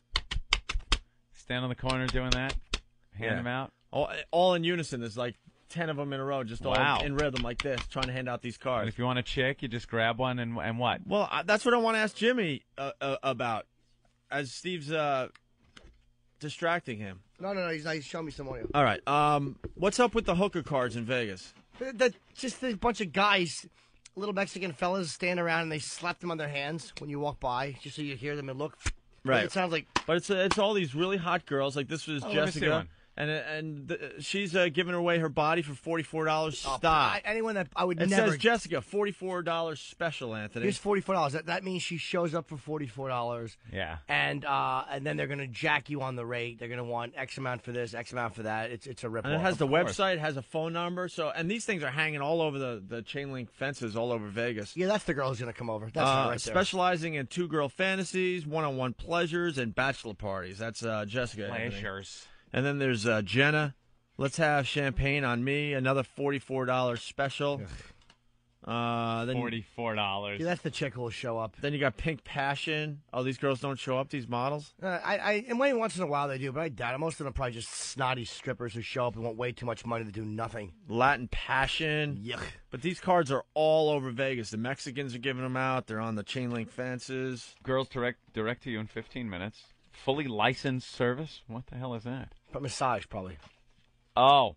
Or entertainment. Where they just stand there and they do this lame, unsexy dance until you throw more money at them, and then maybe they'll do something. And that's stink. For $44. She'll come over and what? She'll do dance? nothing for $44. Nothing. You're lucky if you get a call from the lobby for $44. Any idiot that's staying at the Pink Flamingo in Vegas and you think some hot chick is coming over for $44, you deserve to be drugged and robbed and have your kidney stolen because you're stupid. And then other stuff we collected at the porn convention. This is sweeping the whole porn industry. Is these come clean, cleans? Yeah, these personal wipes after you have sex. Seems people are just having sex and getting themselves all dirtied up. Yep. So now you need these personal cum wipes. They're pleasure wipes and the Come Clean brand. But you can also get take it off after getting off. I understand those are also good for removing stage makeup, so you can get them at kiss.com. Has anyone opened one of these? No, go ahead, open one up. What do they smell like? Where's Steve? Because he knows all this stuff. Ooh. He just handed me the... smells nice. The stock... well, it's vanilla, no? That one? It's all vanilla-y. The stockroom catalog. All this bondage stuff you could buy. Ooh. Smell, Jimmy. Thank you. Well, that is really nice, actually. All vanilla. What is nice this? After you take a batch in the face, you could just wipe your cheeks off with that. I don't like the way you mean you're like you're talking to me. I don't. The collective you are. Steve, smell it. It's really good. It smells like vanilla. What's that, the Come Clean wipe? Come Clean, yeah. Come Clean. Yeah, Steve, it's like a scented baby wipe. Steve, what the F is this catalog? I didn't say it was an amazing invention. I just... What is this catalog?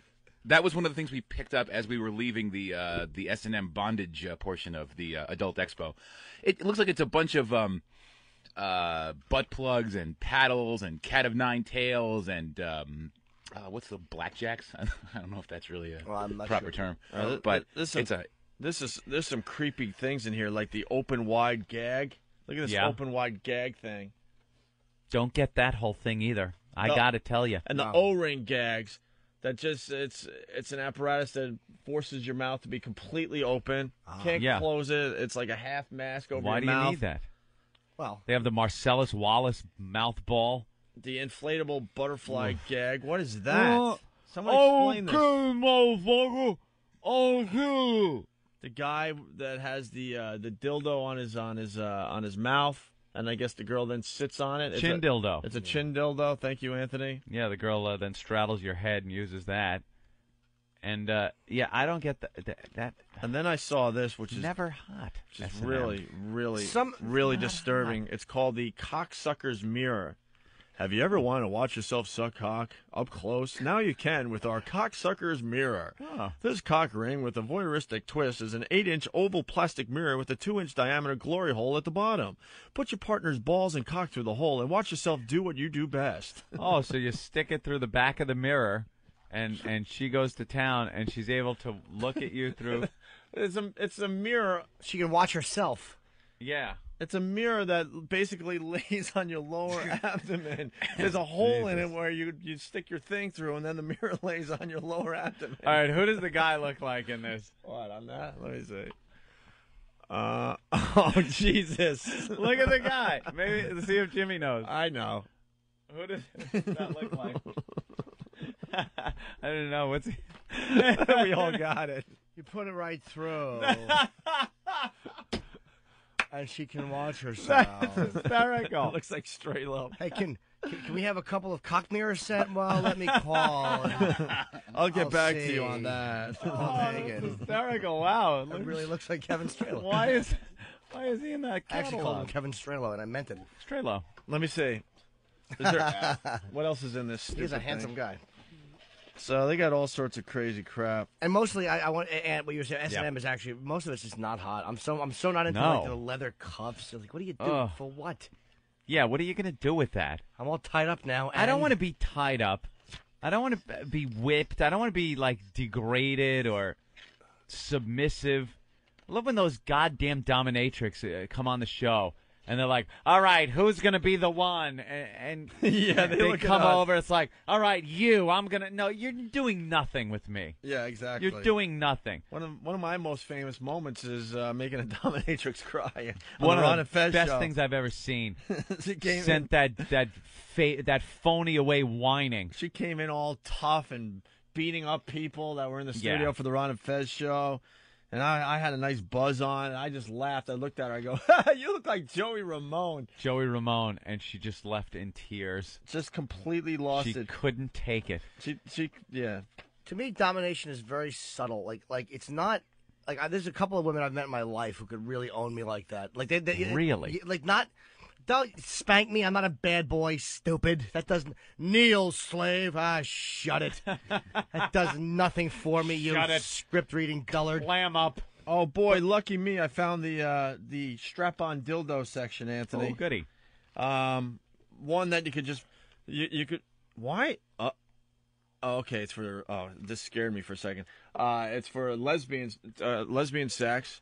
And the girl is putting the strap-on dildo on her, like between her knee and her upper thigh. Oh, right. And then the girl can straddle her leg and use the strap-on. And then there's one. It's called the leather dildo strap.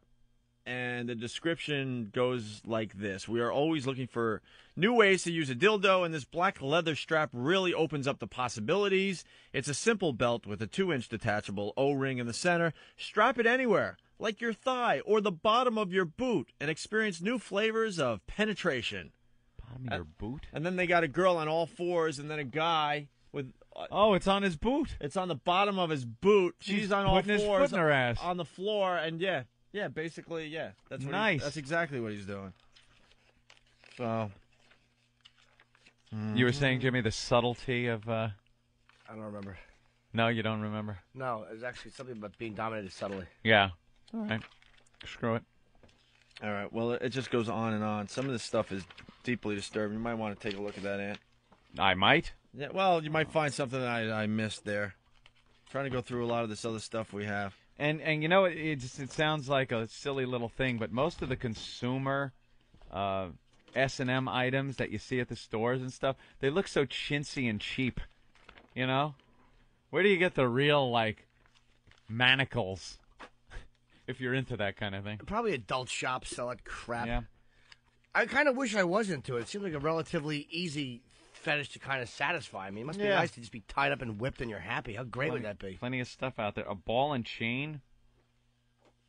There's these big triangular metal devices where the top of the triangle goes around your neck and then your ankles are shackled to the other parts of the triangle. I don't get it.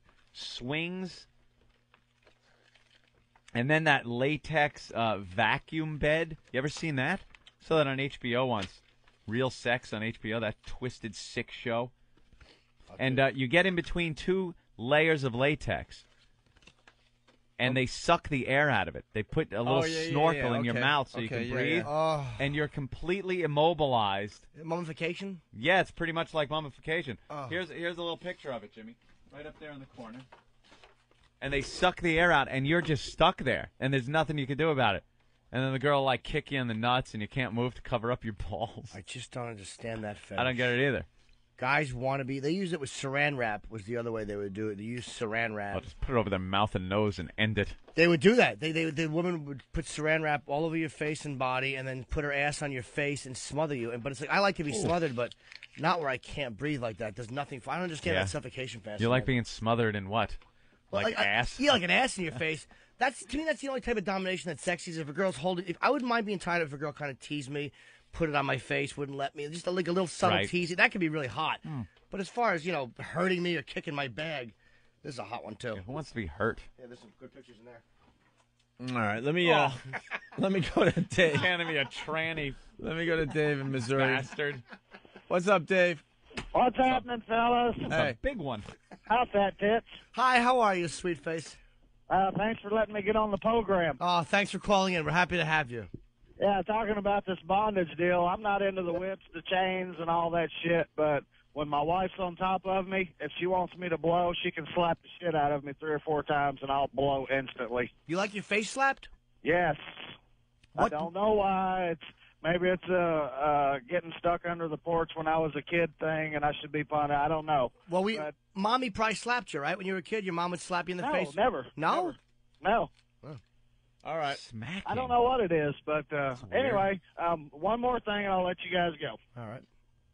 Click. Oh, very nice. I think he got Yeah, it. he did get me on that one. Us.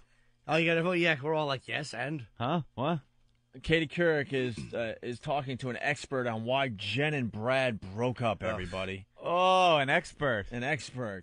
Thank you so much for your insight.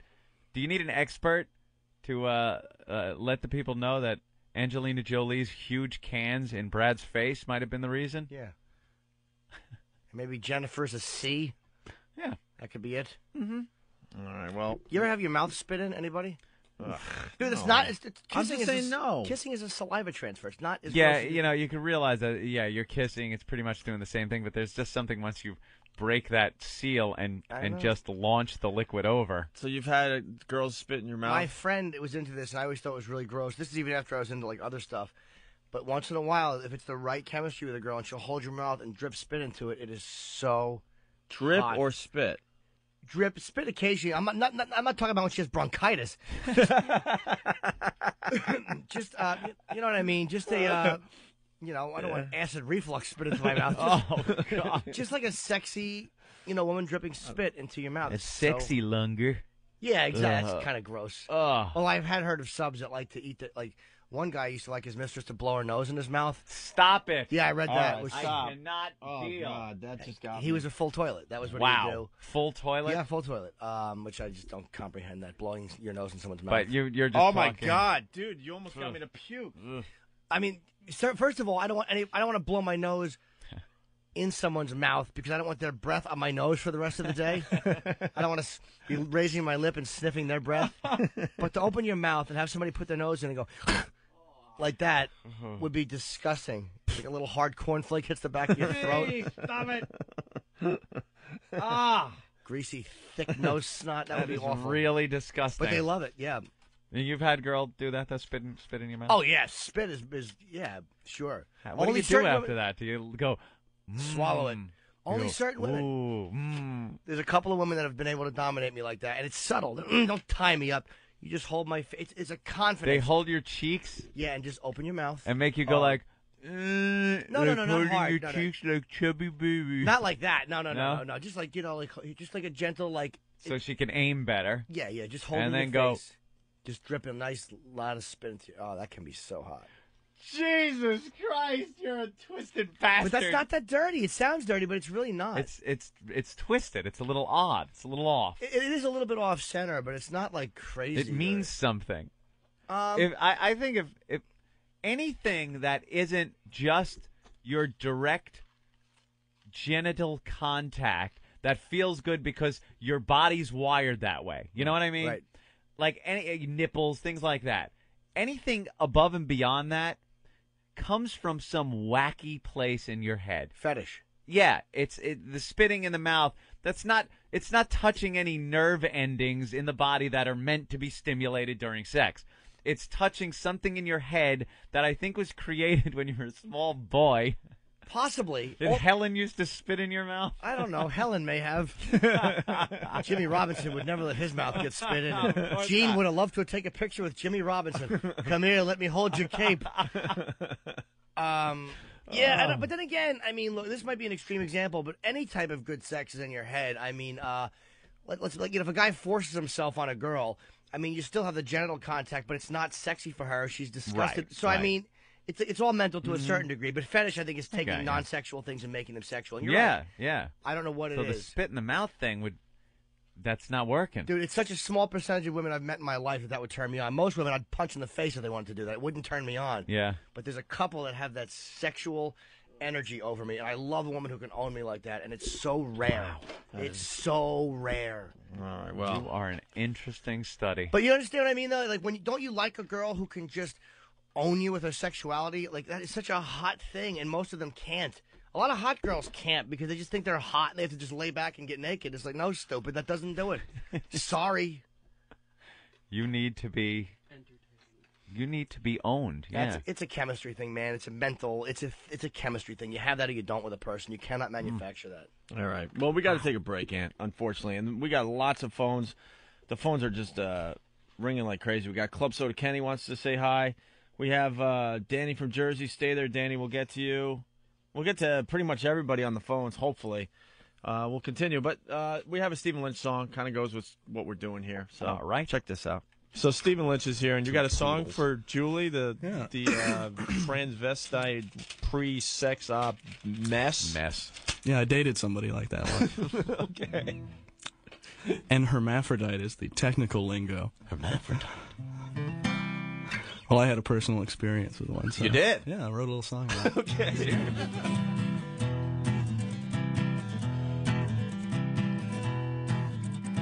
She's part girl, she's part boy. She's got parts everyone can enjoy. She's got more, she's got less. She's got her manhood tucked in her dress, yeah.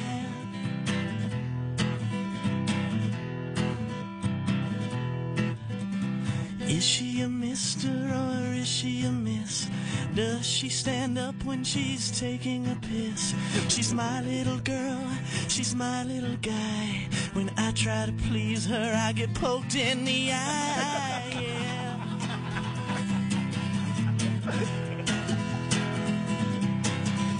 She wears lace and she wears flannel. She watches football and the Lifetime channel. What's that bulge under her nightie? It's just my hermaphrodite, yeah, hermaphrodite. Oh. Some things are white, some things are black. Some girls wear makeup, mine shaves her back. She is still beautiful, she is still fine. It's too bad her package is bigger than mine, yeah.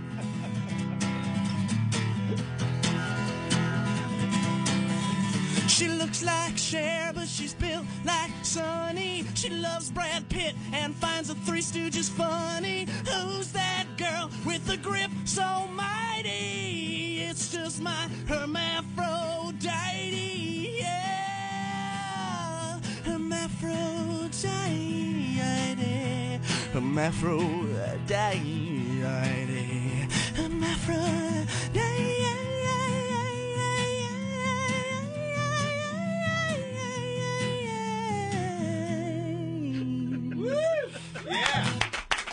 Be kidding me. That was great. Stephen Lynch, everyone. This is Bernie Getz. Man, you better give me a 20 or something. You're listening to Opie and Anthony. Opie and Anthony, XM 202. Gonna save yourself and take it on me. Gonna save yourself and take it on me.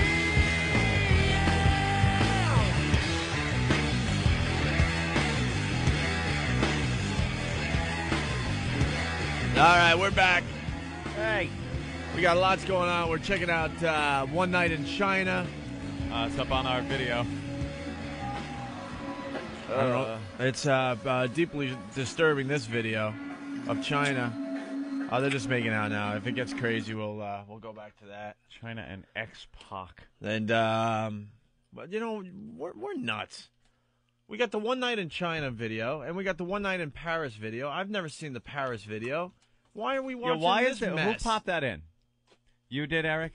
I guess in a way it's smart because we'll get better radio out of how awful this thing is than the hot piece of ass Paris getting banged. So, all right. I'd rather watch China. At least she earned her fame. At least she did something to deserve being famous. What, being a rich child? China? No. Yeah. Paris Hilton being a rich child isn't good enough reason to be famous? The only reason I want to see her having sex is she was crying through the whole thing and unhappy. That would be worth seeing. Hold on 1 second. Yes. Looks like it's going to get interesting up here. Danny from Jersey, what's up? What's up, 101A? Hey. Hey, fun bag. Hi, fella. Listen, I'm going back a way back, and I might be wrong about this, but Opie, didn't you have a story about you punching some chick in the tits? Oh, that was, I'm trying to remember. What the hell's his name? I remember we had a story about some girl that liked to get punched in the boobs. That was that nut out in California. Oh, Chuck Farnham. Chuck Farnham. Thank you, Anthony. Yeah, Chuck Farnham had this girlfriend that liked to get punched really hard in the boobs. And then she'd get off, like the next morning, she'd look in the mirror in the bathroom and look at her bruises on her breasts, right. and that she'd get off on that. Yeah, that was such a turn on, and then she would have to masturbate looking at the bruises on her boobs that Chuck... And Chuck couldn't... Remember Chuck goes, I couldn't punch hard enough? Yeah, she was like, punch me in the breast, and he kind of, gave this little half-hearted punch, and she was getting pissed at him because he kept doing that. She goes, no, punch me. And he said he just wound up and clocked her so hard with a right hook right into the side of her breast, and she loved it. Chuck, who's this Chuck? I remember this. Chuck Farnham. He's a sick F. You would get along with him very He nicely. he collects things from serial killers. Yeah, I do remember a that. little pen story. pal. Yeah, we haven't had him on the satellite radio show. We'll have to get him on soon. Let's see if he's still alive. Thank you, Danny. All right, thanks, guys. All right, here he comes, everybody. Here comes Club Soda Kenny, he's big and stupid. 6'5" killer who skips, and if the shoe fits, it's big. Hope you're ready, cause here comes Club Soda Kenny. Thank you. Hey, Kenny. Good morning, everyone. Hey, Good Kenny. morning. You did a great job for us in Vegas, Kenny. Thank you. Excuse me, may I interrupt? You did a great job. Oh, thank you. You, Anthony, my own little Jimmy, you guys are too terrific. Louder! What happened? Oh. Shut up! Shut up! Thank you. Boring! See you later. Yeah. Have a good convention. That earned you 2 days on the bench, huh? 2 days suspension. Yeah. 2 days suspension. And the Yeah. only reason we were able to get him back in the game was because all the executives of XM Satellite Radio went back to Washington. Yeah. Yeah. Pretty much it. But I want to go on record. I said earlier that it was completely my idea. I was standing on a chair and I was bored to tears, and I just told Kenny to do something. That's all. Right. Well, shit happens. And then Kenny stressing the rest of the time, I should have known better. I'm like, no, Kenny, we told you to do it. Kenny it's made a okay. little scene. It Yeah. wasn't like you did it on your own. No. Right. So Right. whatever. Well, Meanwhile, they sensitive C-block I everything am. we try to do. They step Yeah. in and C-block it. Right. The other people. All right, we anyway. just decided to have a little fun. Well, that's little the, hijinks. that's the problem with radio. It's filled with a bunch of people that just don't know how to have fun anymore. A little Corporate. fun. This is the easiest job in America, and people take it way too seriously, is what it comes down to. Well, I also got to say, you guys got to be commended for getting up early and doing the radio show today after that grueling travel yesterday. Oh, I know. Commend us. We're doing a radio show right now? Yes, you are, and you guys are terrific at it if you haven't noticed. I thought I was dreaming. Yeah. I just realized that, we actually are in the studio today. I'm just going to snooze after. Oh, God, it's China. Hold on, Kenny. On X-Pac's crooked one. Oh. All right, well, there you go. We're looking at One Night in China as you talk, Anthony. I'm sorry. You're watching the 50 pounds of porno I had to drag back from Las Vegas? Yeah, you had to carry that through all the airports. How many airports were we in yesterday? 3, 4? I don't know. I think we stopped in every state. Yeah. Pretty hot. Wow. You know, maybe we should have taken a train. We might have got home faster. Yeah. Well, But you know what? I got to thank you for a great trip. I had a great time with you guys. You guys are the best. Nice form. I can't believe I got to hang out with you guys like that. All right, Kenny, calm down. Calm down. Nah, come on. Who's better than you guys? No, it was great. You. I think Ben or Steve caught this, but Kenny's carrying, just a ton of bags through the airport in Houston. Yeah. When we had our layover, and you have the walk thing there. It's not called an escalator because escalator. People mover. The people mover. And I'm in front of Kenny by a good 10 or 15 feet because I have absolutely no bags, and Kenny has just both hands completely filled with bags. I mean, it was ridiculous how much this guy could carry, right? And I'm screaming at him the whole time in front of everybody, and everyone's horrified. I'm like, hurry up, come on, we're in a hurry. Oh, poor Kenny. It was really funny. Well, how about Kenny. that one time I just raced you through the airport in a wheelchair? Yeah, and I'm screaming, get me to Starbucks, I need my coffee. Kenny pushed you in a wheelchair? Yeah, as soon as we got off the flight in Cleveland. He had a little headache. Oh, my God. So I get out, and Kenny's waiting with the wheelchair. I jump in. I'm like, yeah, sounds good. And he's just whipping in and out of people, and I'm screaming at Kenny like a real, like a paralyzed asshole. Like, get me to Starbucks. Hurry. We had a lot of laughs. What? You should have fallen out on the floor and started yelling at him. Get me back in my chair. The best was when everyone was convinced that, I did have a problem, then I just casually stood up at Starbucks and got my coffee. Yeah. Despicable. Well, Anthony, you do I stuff might on the say- road to entertain yourself. Yes, Anthony, Kenny? you take command of a blackjack table like nobody's business. Oh, thank you, Kenny. Thank you. I had a lot of fun. Oh, the way you cheated cards is incredible. Anthony's a counter. Cheating? Oh, that cocksucker had everything in the deck. And he said, I ain't even started cheating yet. No, we had a lot of fun. Yeah, but you remember when Anthony was supposed to make a bet and he wouldn't make it? I'm like, what are you saving up for? To be Jewish? The best, though, was Hey there, Bob. we're all at a blackjack table, and Kenny's kind of standing behind us watching, and then we made Kenny, skip around the whole casino for the dealer because Sharon, the dealer, was pretty cool. And then Kenny would notice when the coolers were in the area. Yeah, look out, a cooler. And every time one would sit down, exactly. Guys, take your money and run. The cooler's here.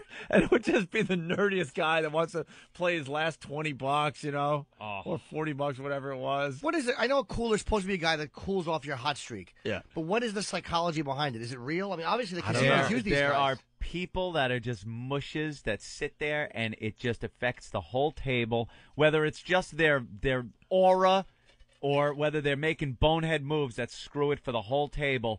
But they just bring the entire table down. The casino will actually hire people to make terrible moves? I don't know if they do that. It's just the people that are walking around. Some people are just born losers. We really should get a casino expert on the air because I think it would be really, really interesting radio. Yeah. And we can find out. No, I know that. We can find out the story behind The Cooler. The movie The Cooler is just that is a didn't see terrific. that one. That's a terrific flick. William H. Mason. You really should rent that one in. It's right down your alley, The Cooler. I didn't And like Alec it. Baldwin. I know you didn't I thought I like would it. love that movie. I think Anthony would love it. Alec Baldwin was. I hate him but he was great in that movie. I thought it was a chick flick disguised as a movie. No, not at all, Okay. dude. It's right down your alley. Rent it tonight. The Cooler. All right. With William H. Macy. Yeah, right. I thought it was a really, really good movie, man. I don't know why I didn't like it. Chick in it too. Yeah, who's the chick in that? Whatever. I don't know. But after we just got back from Vegas, it would be a perfect rental tonight, Anthony. Mhm. The Cooler. All righty. Get the Cooler, and then give us your review tomorrow. Very good. Little homework assignment. I for got you. homework. Chris wants to say hi to Kenny really fast. Kenny, stay on the line. All right. Hold on, I have to do this though. Yeah, now we're set for Chris. Chris, what do you got for Kenny, Chris? What's up, boys? I do believe you guys are supposed to tell us why he almost got kicked out of both shows.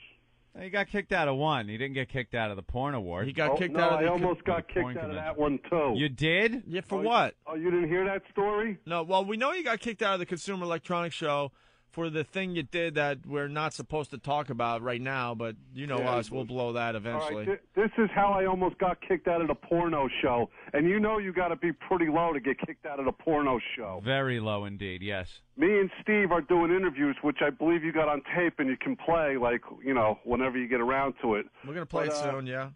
Savannah Sampson, she's like a really hot chick who Okay. thinks she's like all that. Okay. All that. So, like, I'm interviewing her with, like, cute little questions. So one of my brilliant questions was, what'd you have to eat today? And she's telling me, like, real sweet, like, I had egg whites and whole wheat toast and orange juice. And my follow-up question was, did it come out yet? And there we just had the look of the disgust and the shake of her head, and she just walked away from me. And then, like, her manager came up to me and told me what a jerk-off I was and what kind of questions am I asking. And, you know, I had told him I asked every chick the same question. She's the only one to get offended. What do they care if you're asking stupid questions? Yeah. They're in porno. Well, we got the audio. Let's listen to it really fast here. Club Soda Kenny, I'm at the Vivid booth with a lovely lady. Will you introduce yourself, please? I'm Savannah Sampson. And I must say you are stunning. What's your favorite fetish?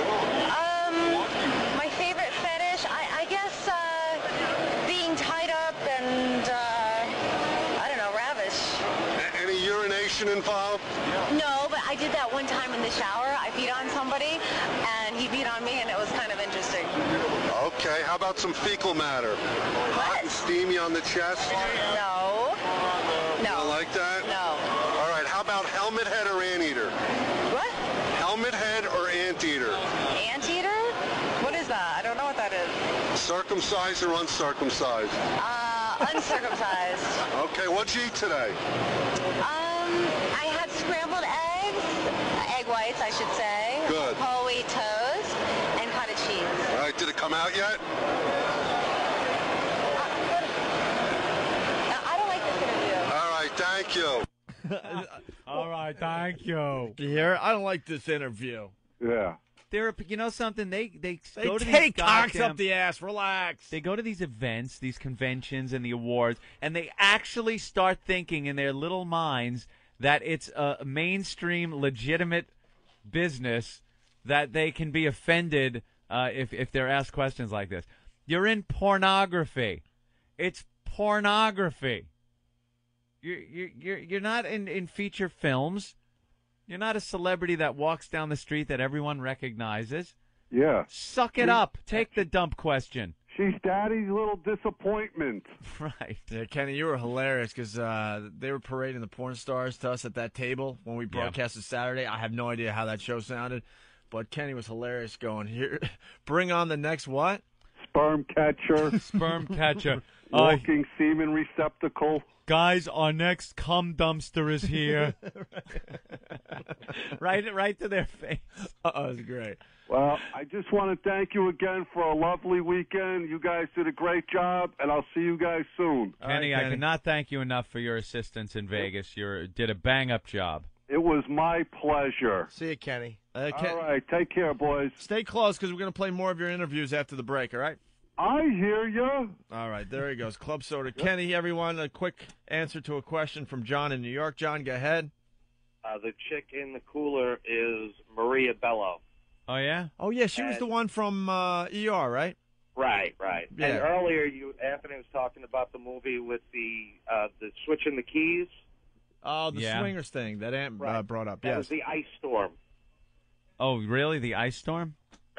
The ice storm with Kevin Christina Klein, Ricci, Sigourney Kevin Weaver. Spacey. I said the wrong name. Oh, okay. You also gave me the wrong name? No, Estella Warren. She's the really good-looking one in the cooler. Well, John says different. It's Maria Bello, the chick from ER. All right, then there was two. Oh. All right. Thank you, John. All right, guys, you're great. All right. Thank you. All right, why don't we take a quick break? Thank you, John. Oh, what are we up to? What kind of an angle is that? Oh, why do I have to look up X-Pac's ass? One Night in China on the video today in the studio. This is awful. You don't see anything. Right now, she's laying on her back, and he's like kneeling between her legs, taking care of her, but you can only see his back and the back of his head. Yeah. And you can't see anything. No, you see her knees. That's about it. With a lot of bad music. Yeah, bad background distraction noise. Can I say one thing in pornography? Stop with the music. I don't need it. I despise music in you pornography. don't want music in there? Totally takes me out of it. Huh. You just want the sounds of love. Dude, I like that's sexy to me. That's hot. Yeah. I'll agree with you on that one. All right, I thought she was going to moan some more. Her moans are really, really disturbing. I hate overly produced music-laden porn. It stinks. Oh. All right. We got to take another quick. This is going to be a very quick break, and we'll continue with some more of Club Soda Kenny's interviews with the porn chicks. They're kind of funny. Nice. What did he say? Helmet or helmet head or anteater? Yeah, that was classic. What is this? All right, what's the problem? Oh boy, what's the problem? What's the problem? The Emperor is not happy with his coffee. Oh no, are we gonna have to break into Jim Norton? Coffee Diva. Coffee Diva. Look at that cup. What brand is on that cup? I don't know. It doesn't taste good. I don't like it. Where do we get our coffee every day? I like Starbucks. I like Starbucks. And I don't like supporting the savages that run most of these delis. You're insane. Yup. You betcha. You might be right. Yeah. Watch it, this. Hey, want to taste this? Wow, that's really nice. Throw it against the wall. I'm not diving diva. I'm a diva. I'm on Starbucks coffee. You betcha. Jim Norton. Coffee Diva. Coffee Diva. I know Starbucks is a big world order type of thing. At least they're not funding terrorism. It's the O&A virus. XM 202. XM News, Talk, Sports, and Information. It's everything all the time. Opie and Anthony. XM 202.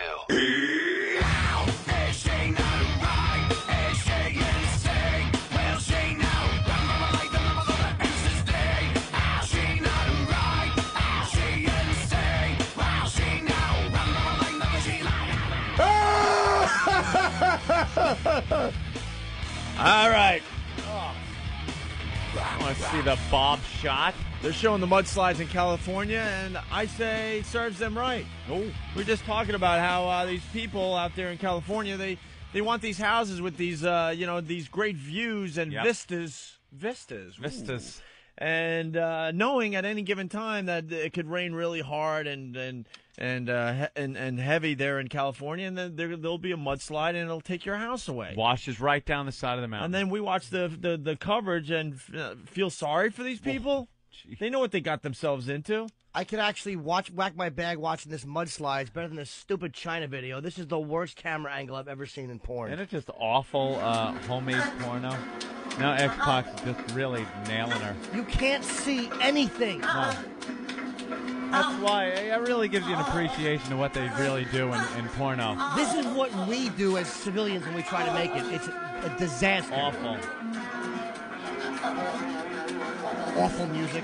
All right, he's just going to town, man. Is that Hendrix in the background? Is that Purple Haze? Oh, what crap that is. I don't know what it is. Really slamming her, though.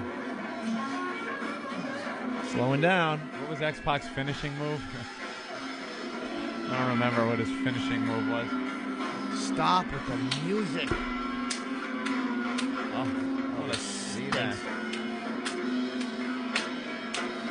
What's slapping? His skin. balls. Is it his balls? Yeah. Wow, he's a real go-getter, man. Oh. All right, anyway, Maybe yeah. they could have put the camera where you could actually see what's going on. Yeah, how about getting it? I would put the camera kind of over her head. It's in from that like shot. it's from like 5 feet away, and you can kind of see them on an angle, and you can see them going at it. But all you can see is their legs. You can't see any real contact. No, you want penetration. It's terrible. Wow, it's kind of creepy to look at, actually. All right, Anthony. So we got Club Soda Kenny at the porn convention interviewing porn stars, trying to offend them.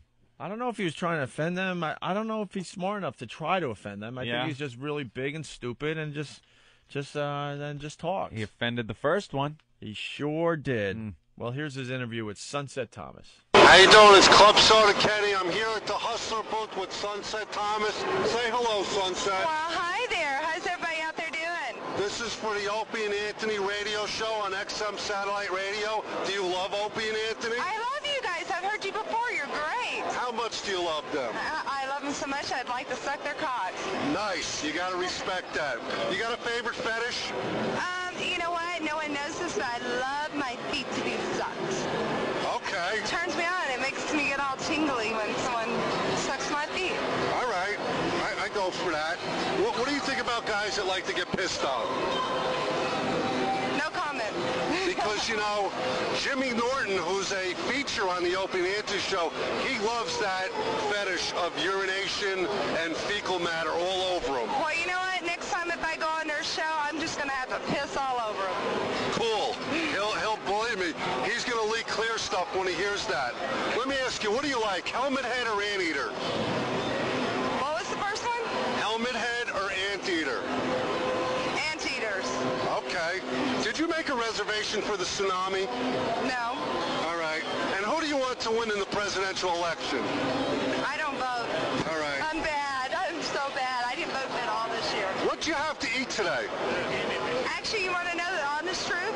Nothing. I've been so busy saying I haven't eaten at all. All right. Did you ever hook up with John Doe here? Oh, yeah. He's awesome. We actually shot a movie, White Rabbit. What's he packing? He's packing a big one, baby. Nice. All right. Latex as well.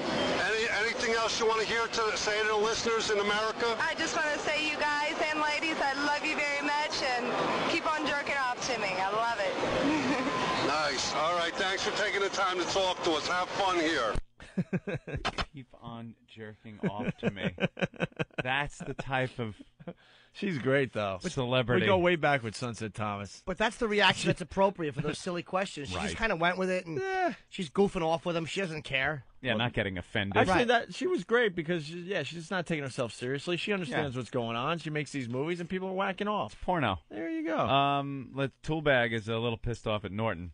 Did Norton just refer to everyone outside of the porn industry as civilians, like we're some sort of peons? I mean myself too, stupid. And when it comes to porn, yes, we are peons. Yes. Yeah. But I'm included in that. Uh-oh. Here it comes. Come on. All right. That is so All right. nice. No, it's not. Now we got a close-up of China's vag, and that looks like a chicken. That looks like a mini-me penis. And that stupid piercing, Prince get Albert. it out of there. That is a schlong. Oh, my God. It's just... Oh. It's too... Oh, no, we got to get a nice over-the-head shot of Xbox junk. There's X-cock. That is one bent stick he's got there. It really is. What the hell happened to that thing? Took a wrong turn somewhere. Was that hurt in the ring sometime? Did he get injured? I don't know. Too many Bronco busters. Please take that piercing out. Feel comfortable. Bad piercings are awful. All right, she's sitting on a counter completely naked. What has she got, a C-section Cesarean scar? yeah. Would she have a kid or something, or is that from a... I don't know. Oh, is he going... Oh, my God. Oh, he's licking it. Oh, no. I would, too. I am going to gag. Oh This my is so God. disgusting. It really is. Look at it. The worst porno ever. Look at this thing. He's I don't like this because it focuses only on his face. Yeah, but the thing pops up that's supposed to be a... It's like watching Kirk Hammett go down on a girl. It's not hot.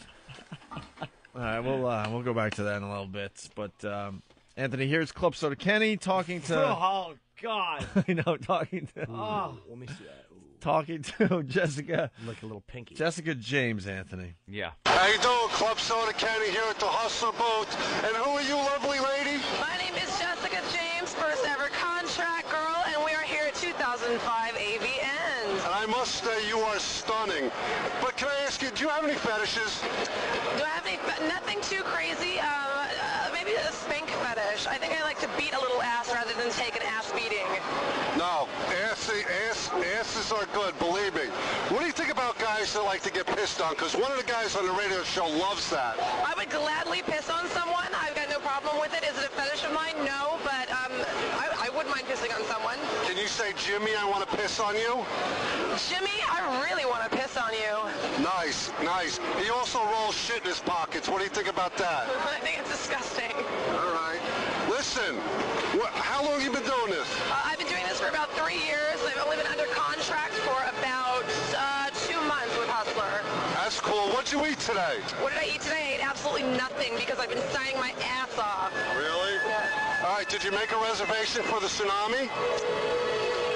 No, I didn't make a reservation for the tsunami, and I'm kicking myself right now in the ass because I didn't do that. All right. And who do you want to win the presidential election? Who do I want to win the presidential election? Actually, I really want to bring Bill Clinton back, to tell you the truth. I thought he rocked. Why, because he's got a big cock? Well, I don't know about his cock. You'd have to ask, what's her name, Monica Lewinsky, but no, because he was honest. He did drugs. He fucking fucked on the side. I think he's a badass motherfucker. I think we should bring him back. That's terrific. I like your attitude. Thanks for taking the time to talk with us. Have fun here. And there it is. Club Soda Kenny talking to Jessica James. I'm feeling faint watching this porno. This could be the worst porno ever. X-Pac is going down on China. And it just... Oh. It looks like someone at an all-they-can-eat steak buffet filling his mouth up. That stupid piercing is really irritating me. It takes away from the meatiness. And that's the sounds of diarrhea hitting the toilet. Yeah, what is that? I don't know. There you go, right there. Oh, that's hot. Who's puking? The cameraman as he films this thing? I couldn't get a rod on camera, but I don't film myself. All right. Now she's taking her foot to X-Cock. Rubbing X-Cock's... and now she's back to on her knees. Oh, man. What, baby? Who's filming this thing? He is. Nasty implants she's got. You hear two guys, though. That looks kind of big right there. No, it doesn't. Looks bent. Oh, that's her voice. Yeah. It sounds so manly. I thought it was another guy in the room. It is big, X-Pac. It doesn't look that big. No. Got like 6.5 or 7. What is that? All right, there she's going to town on X-Cock. She's good, though. She got a good technique. You'll give her that. Yeah. Takes it all like a champ. But, ugh. What a mess she is. Stop looking at the camera, stupid. Get back to work. Back to work. Incredibly gorgeous. Oh, sexy dialogue there. Right. Looks so incredibly gorgeous. He's got that stuffed nose. He sounds like the little nerdy kid from My Bodyguard who is friends with Clifford. The redheaded boy. Hey, we have James Leisure on the line here. Hey, James. Yeah. How are you, buddy? I'm good, man. How are you? Good. You're talking to Opie and Anthony and Jim Norton, and in the studio we're looking at One Night in China. You ever see that one? Yeah, I heard about that. Yeah, it's one of the latest of pseudo-celebrity pornos that are making the rounds. Yeah, we're in Vegas, and we brought home a lot of stuff from the porn convention, and we got the China video, and we don't know what to think of this thing. It sounded like it's mostly awful, but on some level, I think I'm aroused. I don't know. Any kind of porno it's all right to check out, but this is really bad. She's a mess down there, and they're not professional. The camera work sucks. She's now getting it doggy style, James, just in case you're keeping keeping score at home there. And he's facing north, and she's facing east because his stupid mule is bent to the right. This is a horrible, horrible piece of pornography. His mule took a wrong turn somewhere, James. It's a mess. It's like watching a girl get fucked with a T-square. or a boomerang. He's got a crooked one. He really does that. Yeah, I gotta see it. I have to see it, though. Unbelievable. So, James, you're in that Las Vegas TV show. It's called Las Vegas, right? I am, yeah, and it is. I got to be honest. We've never seen Las Vegas. Thanks, fellas. Thanks for the support. Well, you could see what we're kind of interested in over here. We're too busy with bad pornography. Yeah, we haven't seen James on Las Vegas, but we're trying to get banged right now. Right. Well, we got a hotness on our show, man. We have we've been blessed with a few young ladies that are, regulars on the cast that are quite hot. So I don't think you'd be disappointed in that respect. Who else is on the show? We got James Caan, Josh Duhamel, Nikki Cox, Marsha Thomason, Molly Sims, and of course Vanessa Marcel. So. We got hotness. And where are you filming that? In Vegas? A little bit in Vegas, mostly in L.A. Oh, really? Yeah. You get to have a little fun, though, out there in Vegas when you're Yeah, man. We cut up a little bit. It stays in Vegas, though. It stays in Vegas. What is the premise of the show? It basically follows a major casino, and it's from the vantage point of the security and surveillance aspect of it. You sort of get behind the scenes of the security aspect of Las Vegas. Yeah, people getting worked over and stuff for trying to cheat. Yeah, there's different kind of cheats and, that come through, and, everybody's got a story. I like that. Have you seen any of the inside security things? Because we were wondering about coolers. Do you know anything about coolers? Nah, and I want to see that movie. Have you seen that movie? Yeah, it's great. I liked it. I hate Alec Baldwin, but he did a great job in that flick. Alec Baldwin has been on my show a couple of times. Really? Yeah. What did he do on the show? Yeah, he just plays a character of like an ex-CIA dude who, because James Caan has a CIA background, and so they sort of have worked with each other in the past, and he's been on there a couple of times, man. I loved working with him. How's James Caan to work with? Fun.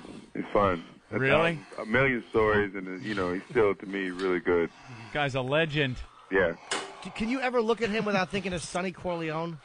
I wouldn't be able to look at him without thinking of Sonny. Man. I mean, he's Sonny's a younger dude. This kid is this James Caan's a little older. He's still a tough kid, but he's a little older. So yeah. It says here on your resume that you did in 2002. You played What Wouldn't Jesus Do? You played Jesus Christ. That's right, brother. How was it? It was fun. It was like this little short film, independent thing.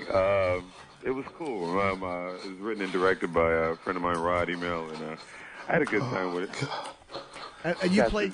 I'm sorry, was it a serious film? Was it historically accurate, or was it something? No. It was, Jesus. I mean, they introduced my character. I'm coming up on Crenshaw dribbling a basketball. He just kind of. It's like, Jesus. What would he be like in modern times? Like, how would he be? So now, what I see is you're in a sequel to one of the scariest movies I ever saw in my life, The Ring 2. How about that? You're in that. Now, what did you think of the first one? Ring 2 is scary. Yo, what's going on in the porno though right now? Sorry. Yeah, don't mind that. It's just... It's a little distracting, I understand, James, but we're very interested in talking to you today. I think X-Pac is going to town on China's ass. It's the same angle, and nothing has changed in 40 minutes. It sounds like there should be a money shot any second now, though. Yeah. It's really terrible. You guys got to send me a copy, man. That's incredible. Hey, how was the porn convention this weekend? Oh, man. Half our show loved it. And, I don't know. I kind of didn't get the whole thing. I mean, I get the porno. I like it and all, but just walking around with these sleaze bags to shake hands and take pictures with them, I kind of wasn't getting it. But a couple of people on our show really dug it. A lot of porno. We got our hands on a lot of that, as you can hear in the background. Right. Wow. Well, that can come in handy if you get right. Yeah, you just watch like a 5-minute clip of it, though, and you're pretty much done. Right. I loved it, though. I always enjoy it. I don't know why I have such an affection for porn people. I don't know. I think they get kind of shit on by mainstream entertainment because people like to deny what it is we really like. I don't know. I really dig them. I mean, I know I'm an appreciator of porn myself. I wouldn't mind checking it out. I haven't been able to do so yet. Well, people have this condescending attitude about it, like that, it's dirty and naughty, and yet we spend money to look at them and whack our bags. It's really right. But well, I think he's going for the money shot here. Oh, is it? I can't tell. Nothing. All you can see right now is her ass cheeks and his lower stomach and half a bent mule pounded away, and it's absolutely awful. It's a horrible piece of pornography. And it's never good when the woman eats like a lot of Clearasil on her ass cheeks. I don't mind a little pimply ass. That's it makes it human. I can relate to that. Jimmy? Yeah. And it sounds like there's a lot of deep bass panting. I'm a fan of the feminine, higher pitch panting. Yeah, well, China is kind of a little manly to begin with. So Right. yeah, when you hear it, oh, that's good. Oh, would you fuck me? I'd fuck me. And he just panned to the mirror so they could watch themselves. And not only is her implant job is really awful from that angle, Right. but there's a lot of messy stuff on the counter. And now she's giving him a Hummer, I think, to finish him off. Is that how we're gonna get the money shot? I'm thinking so, yeah. And this is actually pretty hot. When she does that, it's actually pretty sexy. Yeah, she's got good technique, James. James, the Ring 2. Does it follow? Does it follow in line with the first one? It does. I hope. Hopefully, it'll be good. I read the script and I thought it was enjoyable. So First one's got to be one of the scariest movies I've ever seen. Thank you. I completely. It horrified me when I saw it. Very creepy. That old video look. the whole look of it. Yeah, very creepy. And then when that thing came out of the TV at the end, holy Jesus, scared the shit out of me. I watched that movie alone. Somebody got me a bootleg copy. I watched that alone in my apartment. I had to turn on my lights. I'm 36 years old. Scary. Remember in the beginning when there's a scene with a girl, the first scene where she gets horrified and then they pan to her in the closet. Yeah. And you see that scared to death look on her face. Right. Did that scare the crap out of you? I got goosebumps. Really creeped me out. So I didn't even know there was a sequel until he just said it. I think that's fantastic. Coming out. Yeah, and I think it honors that whole thing. Hopefully, it'll be just sequels are sometimes tough. I think to pull off. Sometimes we can achieve it. How about always? Yeah, it's very rare you get a great sequel. Except for Godfather 2. Name another one. Especially in horror, it seems. Horror films are hard to have a good sequel to, unless you're Nightmare on Elm Street. Jaws 3D was great. Yeah. But that was Halloween the only great one on Halloween? Oh, yeah, Halloween was a great one. You're right. Caddyshack 2 was pretty... could have been the worst film ever made. For a horror film, Caddyshack 2 was all right. For a comedy, it was horrendous. No, but in all fairness, the sequels nowadays, they're starting to match the originals. A little better? Yeah, Yeah. The second Matrix wasn't bad. Lord of the Rings. Right. If you're into the Harry Potter movies, they all were good. Harry Potter. I said if you're into that. They're not bad films to check out. They're really not. I understand in part 3 he's shirtless, which is going to make it relatively hot. So when does this come out, The Ring 2?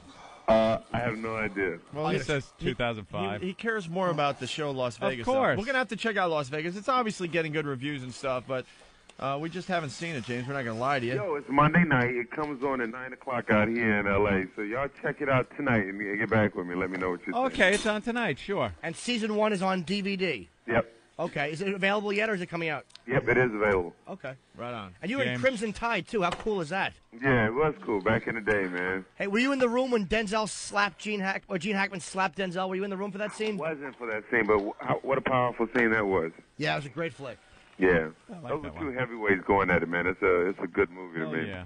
All right. Well, James, thanks for having fun with us today. We appreciate it. All the best, brothers. All right. Thanks a lot, man. If you want a copy of this video, we'll get it for you. All right. Thank you. All right. Hold on. There he goes, James. Take care, James. James Leisure from Las Vegas. Very cool. That was hilarious with the porn going in the background. They cut out the money shot, by the way. They cut it out? Yeah, it looks like they don't give you the money shot. No, there's got to be a money shot. They cut it Yeah, out? because they're onto a new scene here. Maybe they just stopped Maybe and he they're couldn't. moving on. He very possibly couldn't. What do you mean? Sometime maybe he doesn't seem like he's too comfortable in front of the camera. Shy, a little gun shy. Yeah, maybe he couldn't. As we would say in the business, maybe the pop shot wasn't able to be achieved. Oh God, look at her bung. Yeah, I like that. Oh no, this is awful. Wait, let me ask you: did he give a FIP? That's A FIP? For people in the business would know. That's what they do in softcore. It's called a fake internal pop. Oh, where they just make the face. Yeah, I was wondering maybe he gave a FIP. Yeah. I don't know. I didn't know there's a word for everything. No, I know a lot of the civilians. Anthony, don't as we go to understand. break, we have another interview from Club Soda Kenny. He interviewed another hustler chick, Festiva. Festiva? At the porn convention. All right. We'll check this out and we'll continue. Club Soda Kenny, we're still at the hustler booth, and I got another hot chick to talk to. What's your name, honey? Sativa Rose. You are beautiful, if I must say. What's your fetish? What's my fetish? I'm into tying up girls and doing away with them. So you're not strictly dickly, you're into women also. All right, that's cool. How about guys that like to get pissed on? Sometimes.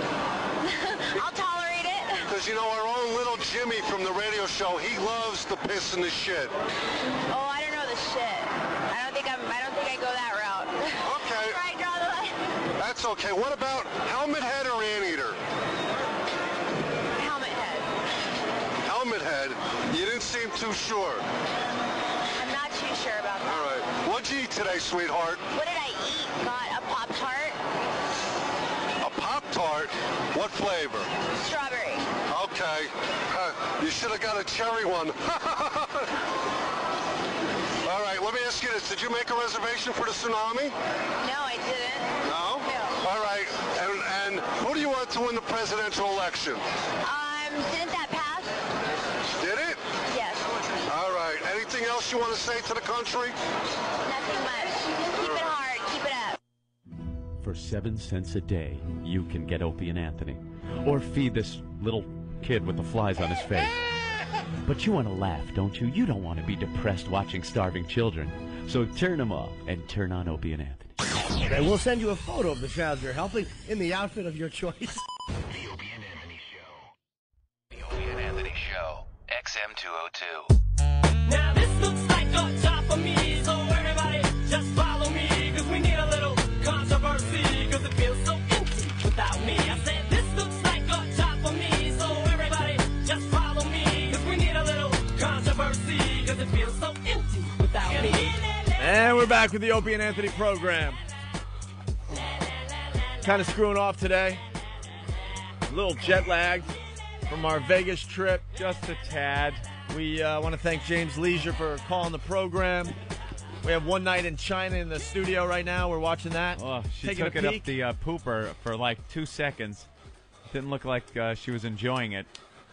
So now they're back to regular type sex. She's, I guess they're doing it doggy style now. And the camera's showing her face from the side and some of the pillow. Nice camera work, Yeah. Kubrick. Some of her huge back. God almighty, is this horrendous. What was your comment about this is what happens when real people try to make a porno or This is something like that? absolutely what happens. Well, this guy, I'm sure, is a decent lay. You can see he's decent in bed, and I'm sure she is. But everyone thinks that they can do it. Every idiot thinks that we're going to be sexy on camera, and this is what you get. Bad camera angles, aiming at the pillow. He's pumping way too fast to be sexy. Who cares? Well, it's tough to work the camera and bang at the same time. The guy is holding the camera with one hand. If you're an amateur. And then the left hand, he's holding her hip. Dude, if you're going to do a POV, you at least have to know... POV? A point of view. Oh. That's what they call those in the industry. And that, again, that was what Buttman was very instrumental, as I might segue back to what we discussed. That's Of where he was course. a genius, actually. At least know what you're POV. doing. Be a professional. If you know what you're doing, it's going to come out good. I can't even watch this. I'm smelling their sex in this room just looking at this. It's disgusting. I would be more turned on if right now a wave just washed a bunch of bodies over both of them. Please show that. He's got some stamina, though, man. I'm not saying he's a The bad guy's been bet. banging all... I mean, yeah, really hard through the whole commercial break. Yeah, he's going. He's decent, but... Well, he's a wrestler, you know? He's got the stamina. I could never bang like that. My mule would lose sensation. Oh, she is disgusting, I love man. her. There you go. There's the FIP. What? Oh, that was a FIP? Bacon tunnel pop. Sure he didn't do anything. All right, now they're on to another scene here. How so. much of this can you take? Not one good pop shot. Oh, there we go. I like that. All right, now she's on her back. And that awful piercing, wrecking that beautiful thing she has. And beautiful. here they go again. Beautiful, dude. Here they go again.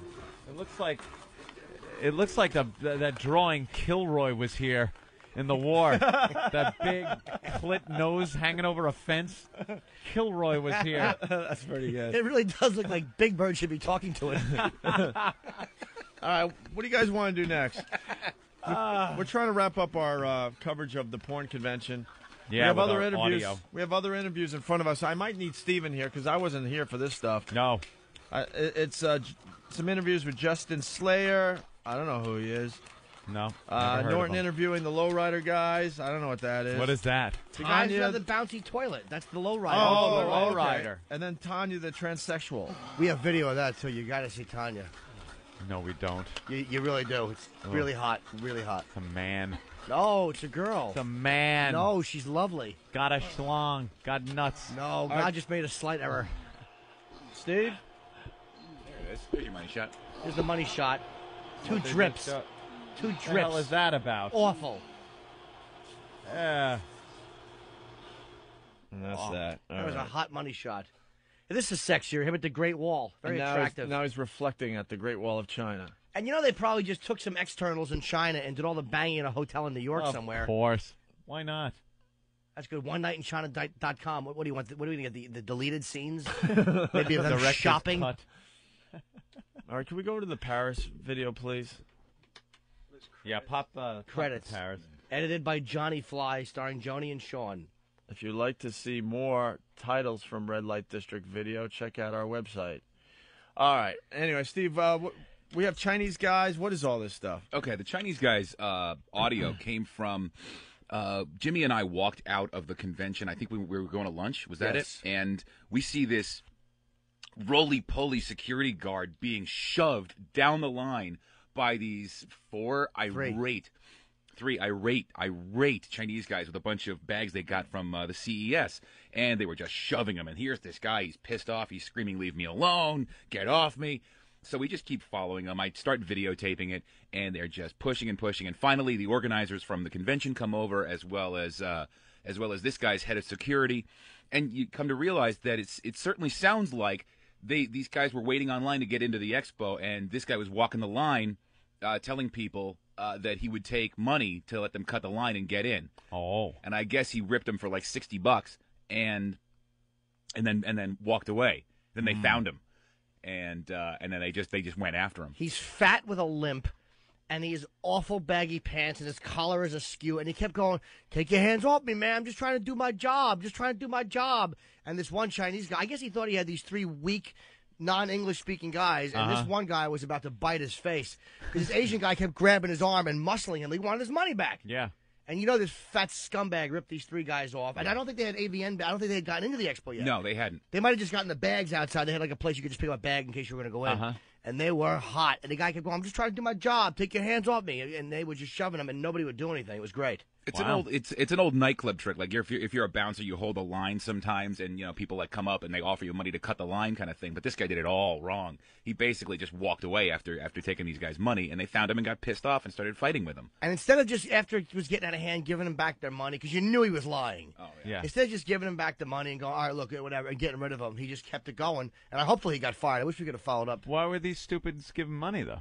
Because it was, dude, you saw the line was a quarter mile long. Yeah. They probably figured, look, if this guy can get me all the way to the front, why not? Oh, $20 brother. each, $60. What dopes? Because that line was an hour, 2 hours long. Absolutely. Easily. Wow, me and stupid Steve, because we got on the monorail to go to the porn awards, and the monorail got stuck as we're on our way to the porn awards. So we ran down to Bally's and had to take a limo, and it cost us $40, and we realized it was a block and a half. So we spent $40 to go a block and a half. That monorail there just stinks.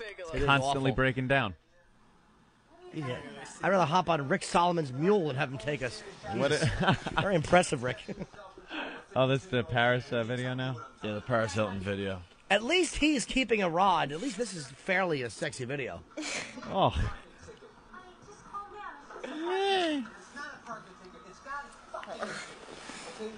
What are they talking about? No, or is that a TV? Yeah, in the it's a TV in the background. Chris Rock is playing. Yeah. That's what you need to keep a rod. Chris Rock's voice.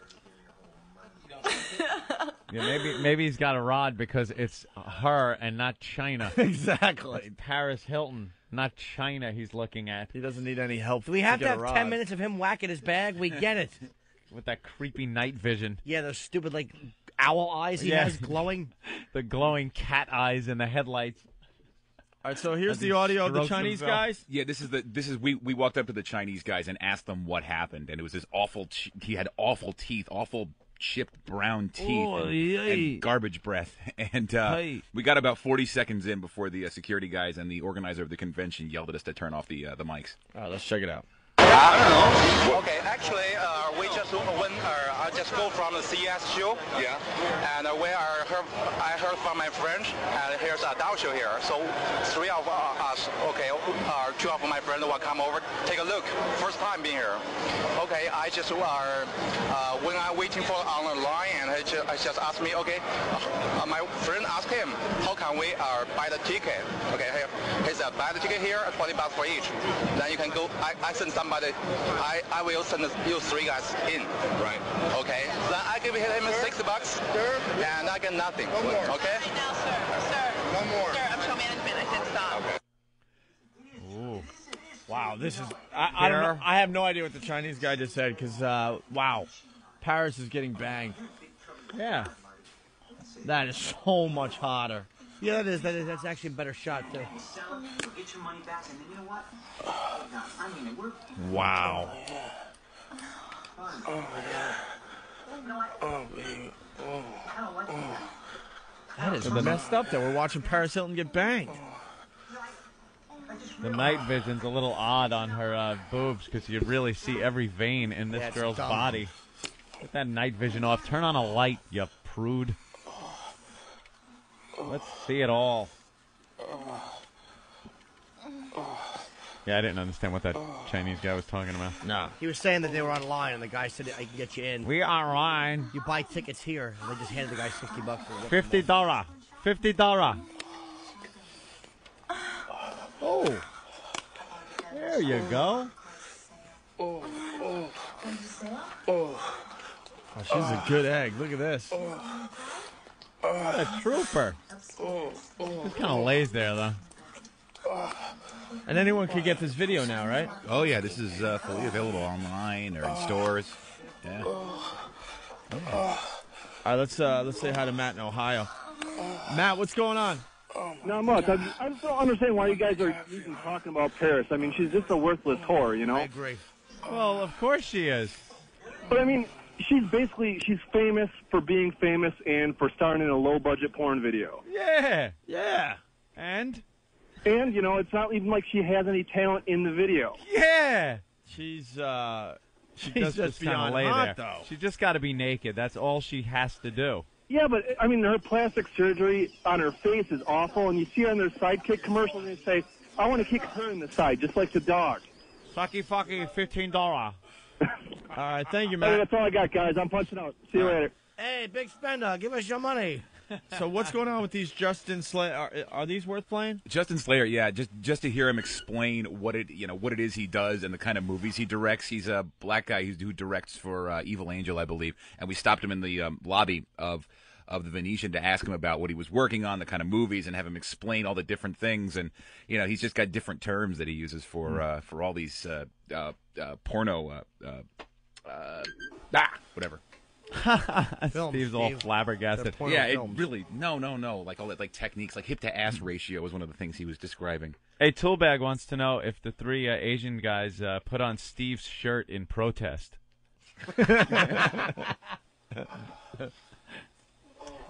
Oh, wow. All right. Falun Gong is easier to understand. Yeah, we're getting some people that didn't quite get the Chinese guys. Little doggy-style action, Paris, and... Oh, there we go. It's a much better angle there. You can see a little bit. What do you mean she doesn't have talent? She's got a nice technique there. Is there video of the fat guy being shoved? You have video of that, right? Yeah, there. All right. Well, here's some Justin Slayer. I'm sitting here in the lobby of the Venetian with Justin Slayer. Did you hear that? Listen to Steve's voice. What? You went into reporter mode. Oh. You're talking to a porn dude. Listen to his voice. Really? I'm sitting here in the lobby of the Venetian with Justin Slayer, who directed Big Booty. I'm sitting in the lobby. We're here in the lobby. I'm sitting in the lobby. He's ready to take off his glasses and announce that Kennedy is dead. I don't even care what Justin Slayer has to say now, because all I can hear is you. I'm sitting in the lobby. Listen to this. I'm sitting here in the lobby of the Venetian with Justin Slayer, who directed Big Booty White Girls. The Fatty Girls line, Fatty Girls. Explain the concept behind Big Booty White Girls. Big Booty White Girls. Okay, cool. You know, I felt there was a need in the a void in the marketplace for, you know, a title like that. You know, I already did the Big Booty Black Girls title, which was Fatty Girls, and I wanted to do something similar, but you know, because there's a lot of white girls with big booties now. You know what I mean? So that's what we did. You know what I mean? We went out to, you know, different places and found them. You know what I mean? Went to Europe, where they breed them over there like that. You know what I'm saying? Not necessarily, you know, fat girls, but just, you know, fat, P-H-A-T fat, you know. But no, I mean, like pussy, hips, like ass, morbidly titties. obese, you know, kind of thing. You're not looking for that. You're looking for... Nah. Just, you know, we looking at different things, like for real, you know, people, you know, because it's a fetish, man. The ass is a fetish, you know. It's people that really study that shit, like hip to waist ratios and, you know what I mean, depth of the, you know, the crack of the ass. You know what I'm saying? Hip to waist ratio? Yeah. That's like, you know, the ratio between the hip circumference and the waist circumference. You know what I mean? That's the taper. That gives you that V shape. You know what I mean? That everybody is looking for, that hourglass. You know what I mean? And people study it? Yeah, motherfuckers study that shit, man. Yeah, bootyologists, ass aficionados and shit. You ever shoot Olivia Saint? Olivia Saint, yeah, I shot Olivia Saint. I'm gonna shoot her again. She got that hip to waist ratio we talking about. You know what I mean? All right. Well, there's You know what I mean? There's Steve interviewing Justin Slayer. Should booty be used anymore? How old is the word booty? And it's so done. Wow, Jimmy. What? You stunk the shit out of this place. Oh, sorry. I thought that was the video. No, we got rid of the China video. I got nervous. The sounds of Paris Hilton getting banged from behind, everybody. I'm here in the Venetian. Here in the Venetian. We're watching. I thought I was listening to Britt Hume. I know. What a guy. Steve taking his interviews very seriously. It doesn't matter who it is that he's interviewing. That's right. Now here's Justin Slayer talking about double anal. That's right. Steve's interview with Justin Slayer. You starred in cum-guzzling whores. Tell me a little about your motivation. Yeah, you might as well do it right. You know what? I can. He almost sounds like Phil Hartman. You know, you might remember me. Exactly. You know what? Fuck it. You know, do it right. You know, so many guys, you know, approach this like trying to make the people look stupid that they're doing it. Let's not bullshit each other. It's a $10 billion business. I'm going to ask this guy what about what he does. Tell us about double anal. Yeah. The ins and outs of double anal. Exactly. Comment. Sure. Please enlighten us on some of the obstacles that must be overcame in the fisting. Really? We do need to get better audio equipment, though, for these interviews. I understand that it's outside. We have to get something a little bit better. Yeah, how about a real recording device that you could... We had one. They actually gave us one. It was a little compact handheld computer with a microphone, and it crapped out after 30 seconds. Thank you very much. So I had to go and improvise with the... Oh. That's a nice view. Yeah, backward cowgirl, bro. Yeah. Very nice. Reverse cowgirl. Reverse cowgirl. I'm sorry. I'm sorry I don't have all the porn terminology down perfect. I'm not insulting. I'm just, offering. What else are you working on? Right now I'm working on Mami Cooler Grande, which is Wait. Say that one more time. Mami Cooler Grande. Mami Cooler Grande. You know how you see Mommy, the little Latin girl, okay. You know what I mean? We call her Mommies. You know what I mean? And the cooler is the ass. The cooler is the ass, right? And, Grande is a big one. So now we got the big booty Latin girl line, fatty girls. You know what I mean? Was black girls. So continuing on the large butt thing. Butt thing. So I'm working on a big butt thing. And I'm finishing that up. I also have my Black Pipe Layer movie coming out. That's Black Pipe Layer. That's one of my signature series where we just completely wreck little white girls, you know. DP, anal, just stretch them all open and see if they stop. Explain DP, because this is for XM Satellite Radio, and they might not necessarily understand what DP is. All right, DP, that's a double penetration. You know what I mean? Like, if you fuck a girl in her ass and her pussy at the same time. You know what I mean? That's what we do. You know what I mean? That sounds awfully painful. I mean, you know, I don't know, you know, about pain and shit. I ain't never experienced that shit. Well, yeah, but if there's a girl, like, underneath, you know, screaming her head off. Yeah, sometimes, yeah, but it's some girls that can take that shit. It's some girls that want nothing under that. You know what I mean? We dealing with, you know, professionals here. This is porno. This is the motherfucking NBA, NFL of motherfucking freaks. You know what I'm saying? It's a freaky shit going on. So, you know. Oh, what a despicable human being. What an awful Negro. We're gonna wreck some white girls. We're gonna wreck some white girls. Could be my favorite line that Oh anybody my has ever God. said. We're gonna wreck some white girls. That's a more interesting and honest assessment of a film than you're ever going to hear out of Hollywood. Exactly. Yeah, what are we going to get in your movie? Wrecked white girls. Oh, we're really going to wreck some white girls. We're really going to wreck some white girls. What the hell? What an awful man. I love him. But the girls line up for it. The girls line up for it. They get 15 new girls a week in this business. Where are the fathers watching their little girls get DP'd by two big black men? Sometimes two or three. Two or three. And double anal. He talked about one double in the anal. mouth. Oh, here's double anal? Yeah. What an awful man. Here's Steve C. talking to Justin Slayer about double anal, everyone. Did they ever do double anal? You know what? The chicks probably can do it, but I don't particularly shoot it. You know what I mean? Because I don't particularly like that. You know what I mean? I shoot what I like, and I don't like the double. You know, double DP is cool when it's dick in the pussy and the dick in the ass and dick in the mouth and all that shit. But when too much dick close proximity and shit, you know what I mean? That ain't good. I mean, for me at least, I don't like it.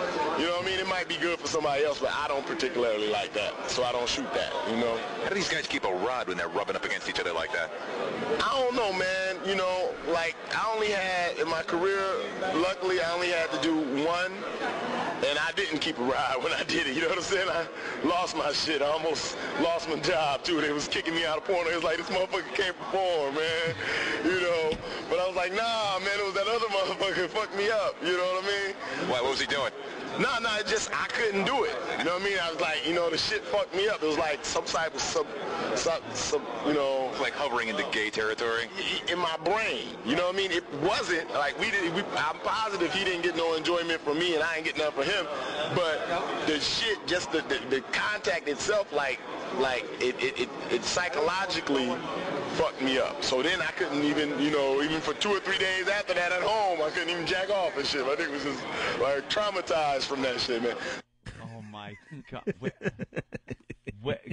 Could this man please ask Bernie Getz for $5?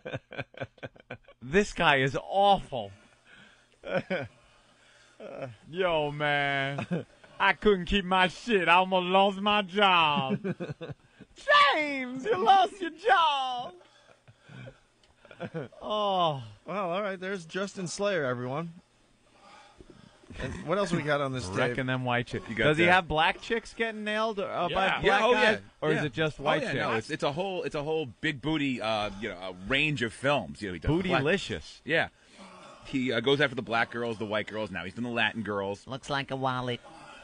So yeah, he's not discriminating. He'll just wreck anything. Well, he said the first series he did was about big booty black girls, and he wanted to go into the next genre. Get some white chicks to wreck. Wow. What a freak show today. We got Justin Slayer talking about double anal. We got Paris Hilton getting railed in the background here. You might be hearing that at home or in your truck. You got to get rid of the night vision stuff. That is not sexy. It's really creepy when their eyes start glowing like you were saying earlier. It's like you're watching a nature film. It's like, some kind of outdoor watching gorillas fuck thing. Yeah, she's getting railed pretty good, though. Yeah, I got to give Rick Solomon credit. He's a professional. She's kind of bruised up on the legs. That's nice. I like that. It's hot. Probably talked during the game. Fell down at the bar. We threw an ashtray at her. Move! In front of the television. All right. A little What else whore. we got? We have Norton interviewing the lowrider guys. Oh, the lowrider. That was that. Or the joyrider. What's it called? Oh, there was Joyrider? two. There was. You want to talk about it? They're both just toilet. These are okay. Where's the one where we talk to this really big train? The next two tracks. Where's the flaming gay guy interview where I asked him about you and your shirt? Oh, the flaming. Oh, dude, there was a gay guy. So you don't want to play the lowrider guys? I don't know if there's really anything there, to be honest. Yeah. What are they just describing the toilet seat that you liked? Kind of a toilet on springs. Yeah, that's actually more of a visual because he had the actual. You know what? That's more of a visual. We have video of Yoshi and Jimmy demonstrating how you would sit on a lowrider and drop logs onto that's somebody's cute. head. Well, we'll put it up on the website. Boundary, then. yeah, there's really not much audio there. All right. Also, we have Tanya, the transsexual. That was that big, overbearing, huge one. I want to hear the voice. I don't know what the interview was, to be honest with you. It was. Oh, let's direct our money attention shot? to the TV. Money shot? No? Oh, there's Paris asking if he's going to come. Another FIP. Yeah. I don't think he did. I think he just stopped. Yeah. Wow. Hey, how about that? All right, they've stopped for a while. So, Tanya, the transsexual, we'll give this a shot. Yeah, try it. Okay. What's your name? My name is Tanya of TanyaWorld.com. That's TonyaWorld.com. Is this your first time at AVN? No, I'm the very first transsexual from the internet. I've been modeling since '94. I've won several awards and I've done hundreds of magazine covers. Now I'm more or less in management and I feature the new transsexuals of tomorrow. So I've been at this quite a while. Yeah. What do you do? Do guys ever mistake you for a woman and then don't know, and then you just don't tell them? Or do guys ever? When that happens, I already go ahead and tell them. If I realize they don't know, I say, look, honey, I'm not the girl for you. And I make sure that maybe, I do use my normal voice. I don't try to, hi, honey. I don't try to do that, I'm just me. And if they keep pursuing, I say, look, I'm not the kind of girl you're looking for, honey. I keep telling them that, and then they keep pursuing it and keep pursuing it. And I go out and say, look, honey, I'm a transsexual, honey. Now, don't get offended because you got hot. Now you find out, because I don't do it like that. But nowadays where I live in South Florida to where transgenderism is very accepted and people will just already know because the straight bars will advertise, well, tonight's training night. All the trainees will be up in the straight bar. So they know they're trainees because they're done. They look like celebrities. They're nose, hip, they're done. Now, do most guys just want to have sex? Or what is it? Are they exploring something? Most guys? Most guys have realized that they love women. Cocks are optional. A lot of men have realized that a lot of women nowadays are born with penises. And there's no point in finding one of these women that like to strap it on and carry on and do all that madness when you can go see a transsexual and, hang out with a girl that has working equipment and don't have to take it off and all that crap. And a true transsexual is soft from head to toe. There's no manly features because she's born a transsexual and she grows up as a woman. She don't grow up as a boy. See, the real goof in this is you kind of have to see this Yeah. one. Because I say, like at one point, you're convincing as a woman, and this is the most unconvincing transsexual ever. And that's kind of the goof in that one is you have to see. We have video of it. I'll put the video up. Oh, my God. It looked like an old man with a lot of bad plastic surgery. The lips were all puffed up, but unevenly puffed up. It's almost like a cleft palate at one point. Nice. Yeah, you have to kind of see it. It's like that's why you keep feeding questions. I'm not the girl for you, honey. Like, what guy would even think that wasn't a tranny? Exactly. Well, that was why I said, do guys ever not know? Right. Because it was so obvious that you could know from across the street. Honey. All right. Well, what about this Sergio Rio? Oh, Sergio Rio. That was when we were walking around the gay part of the Adult Expo. And there was a guy, looked like he was like in his probably 40 years old, but he was dressed in like leather straps and a thong. So we walked up to him to find out what he was all about. God. Truly awful. Yeah, it was He really was truly awful. big furry guy. So we had Jimmy ask him a few questions. So what's your name? My name is Sergio Rio. And you're with Old Man Studios? Old Man Studios, yeah. I have done 2 movies for them. Let me ask you a question, honestly. Would his shirt go well in one of your films? Maybe a 4 scene. After everything have to come off, so. Well, it's not bad. It's cool. It's cool. I used to have a motorcycle, so this would go good But people tell him that those shirts look like they would be perfect in the gay community, and he doesn't believe it, and he wears them anyway. And I'm going to knock on the shirts. They're nice shirts. But do you think that those shirts would be popular in the gay community? Not in the gay community. Well, for young guys in the gay community, possibly, yeah. Could be cool. But in general, no. I won that one. No, you didn't. He's saying that older gay men would find them tacky, but younger gay guys would probably think they're cool and hip. Thank you very much. The gay community is very, very big, so it's very, diversified. So there's states for everything. So there's a section that probably would like that. Now, what would he be considered in the gay community? Like, what would he be considered as far as, everybody has a name. Like, what would he be considered? Well, he would do very well in the leather community because it's mainly about big guys, hairy guys, and he would be considered a bear. and he would be big on that. Now, who would be attracted to bears? Bears. Bears usually are attracted to bears. Now, what are cubs? We've heard that name, cubs. It's possible, but he's kind of a too sweet face for a cub, so... So his too sweet face is perfect for a bear, but not a cub. Yeah. Bear would be more cozy, more appropriated for him. Do you think he's cozy? Well, his face, his very friendly face, his expression is very friendly, so... What's your name? That's what I call cozy. My name is Sergio Real. Sergio Real. Oh, my God, is that funny? A bear. I just like the fact that he called Steve cozy. Cozy. Steve is cozy. Steve's cozy. That whole bear thing. Couple of big, hairy guys just hugging. Just awful. Two big bears. And the whole time we're doing this, Jim is just giggling like a schoolgirl. Of course. Oh. Putting cock in their mouth like salmon jumping out of a stream.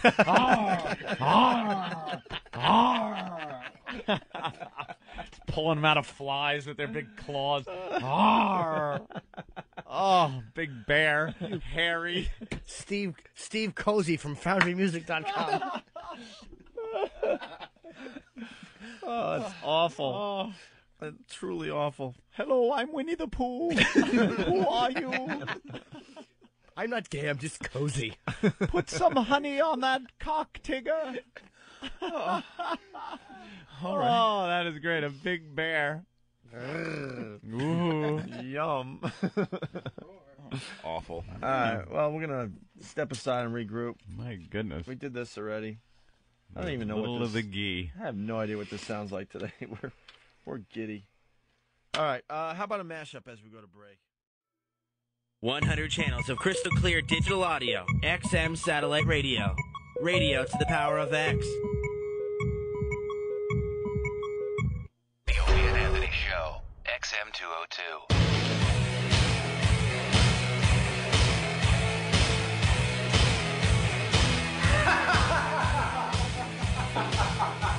That's terrific. That's terrific. That's terrific. Okay, terrific. That's terrific. Okay, terrific. Okay, terrific. I'm being honest. I don't know anything. Okay, terrific. All right. Got a few updates. Because this show is a soap opera. We know that. Yeah. The saga that is Frankie Blue is over, Anthony. Oh, yes. Is over. Hopefully we replayed the Frankie Blue stuff in some of the worst of in the past few days because we did? Thursday. Oh, good. So a lot of people know what we're talking about here then. Because we got a lot of new listeners through the holiday. Frankie Blue. Frankie Blue, baby. Frankie blew up his spot there at NEW. Blue, you're my boy! You're my boy, Blue.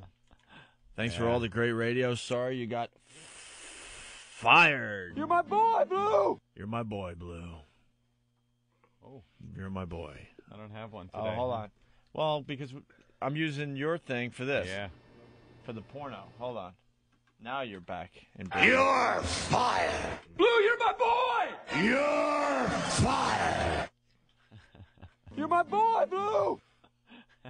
So you want to explain Frankie Blue really fast, Anthony? Yeah, Frankie Blue was the program director, the boss over there at the station we used to work at, WNEW in New York.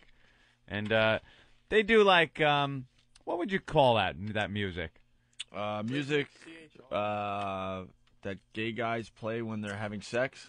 Yeah, you could call it that. I don't know what it's like it that is. dance type music and like music that dopey chicks put on in their car all the time. Just that crap. What's a good example? Like a song that they would play? I don't know. I'm just trying to like so people get the grasp of the type of station it is to know that it's not like this where you could come on drunk. People have, and get away with it. It's not that type of thing. It's very fast delivery that the jocks give. And Frankie Blue was at a Christmas party. Got a little tanked, it seemed. Went back to his station and got in a little argument with the girl that was supposed to be coming on the air. And that's what they're saying he got fired for. Right, is just for the argument. But he figures now she's gone. He threw her out of there that day. Now he was going to take to the airwaves and show the talent that is Frankie Blue, all hammered from the Christmas party. He gets on just slurring and stumbling through the show that he was doing. And then I think the worst thing I think that he did, he called WNEW WKTU, which is the competitor of the station. So it kind of it really looked bad. You're not supposed to be the boss doing that. And at the time, we got a hold of this tape and exploited it to the max. Oh, of course we did. And now there's radio guys all over the country that have copies of this, and they're playing it for each other. They think it's one of the greatest things ever. I've talked to more radio guys that said, oh, my God, I'm sending this to everybody. And all the guys in radio were playing it and listening to it like it was the funniest thing ever. Yeah. Because we love when people screw up. Especially when it has something to do with our old station. Yep.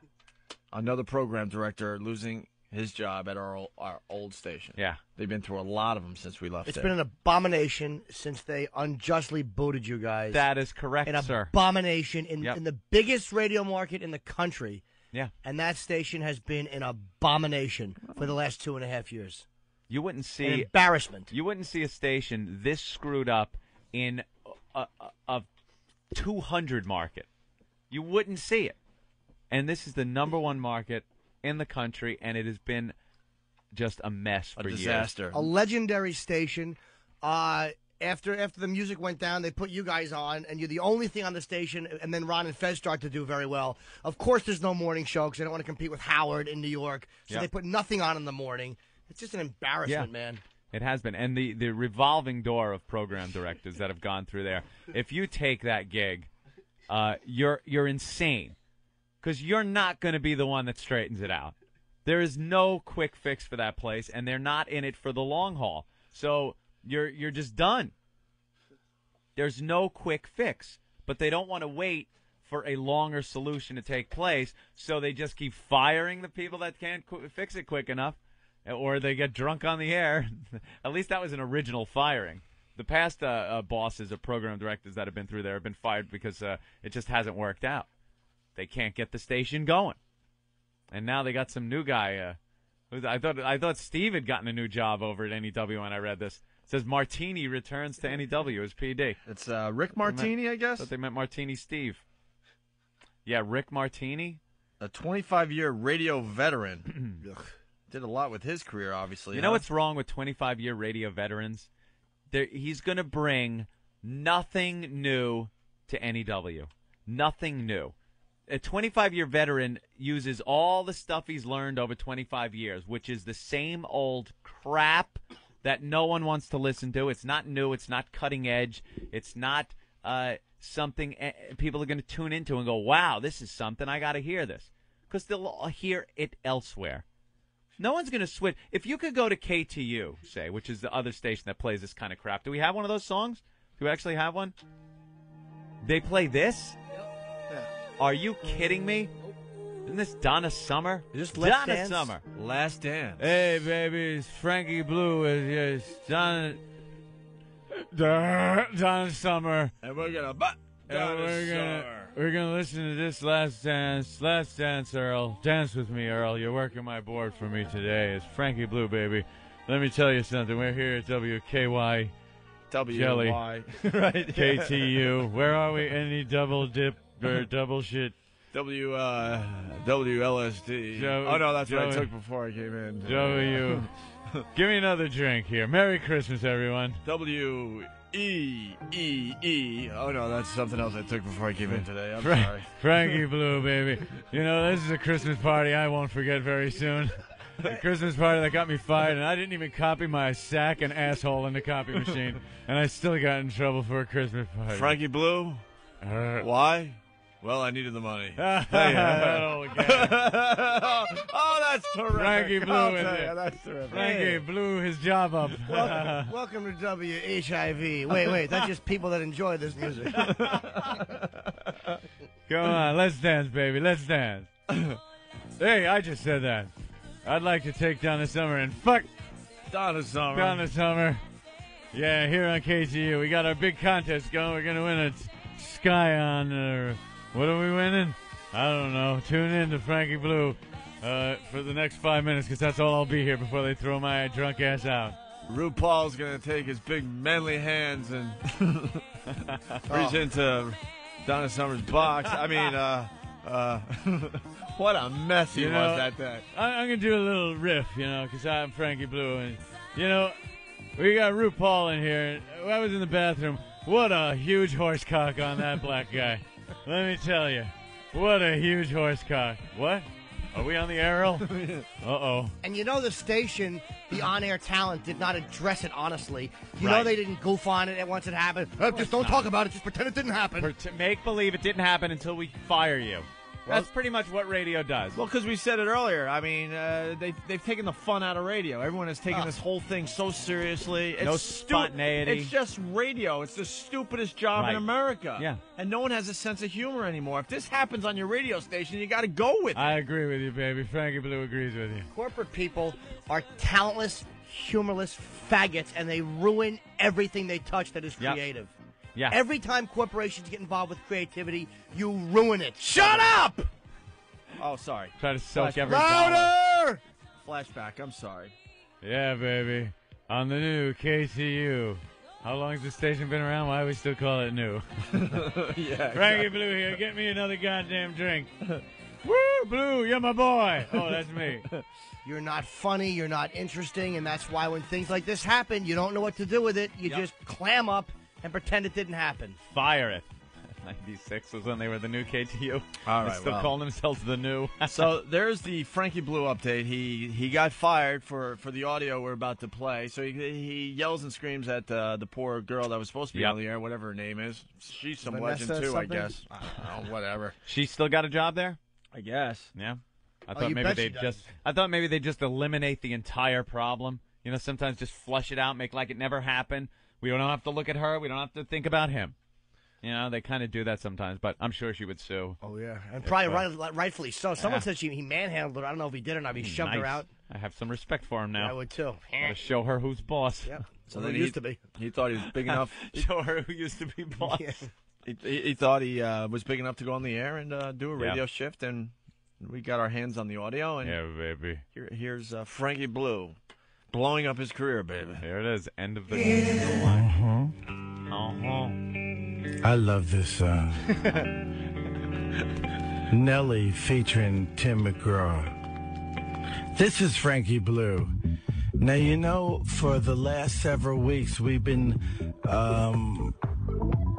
giving you a chance to win $50,000 in cash in the Mix 1027 redo, and plus win a Toyota Scion. And I think that is going to happen tomorrow morning.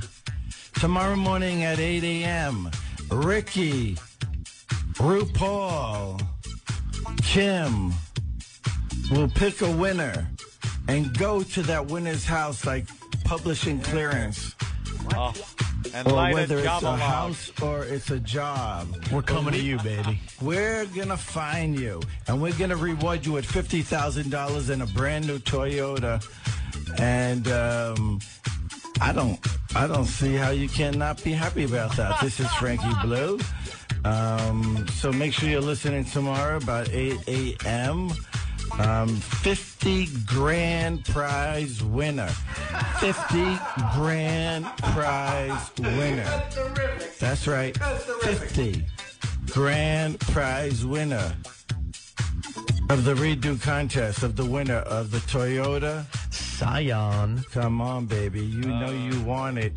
If you have qualified in the past several weeks, we're going to pick the winner tomorrow morning at 8 a.m. RuPaul's going to dip his big old hands in there, pick a winner, and we're going to fine you. And I don't care if it takes all day. It's worth the $50,000 in the car. All right? We have the armored truck. We've got the Party Patrol vans. We've got the car. We've got everything. But more important than that, we got the best music in town. So why don't you give me a call? This is Frankie Blue for Yvonne Velasquez. And that bitch. Telephone number is, if you want to make a request, is 1-877-MIX-1027. So you're just a tool. Okay, baby? Thank you.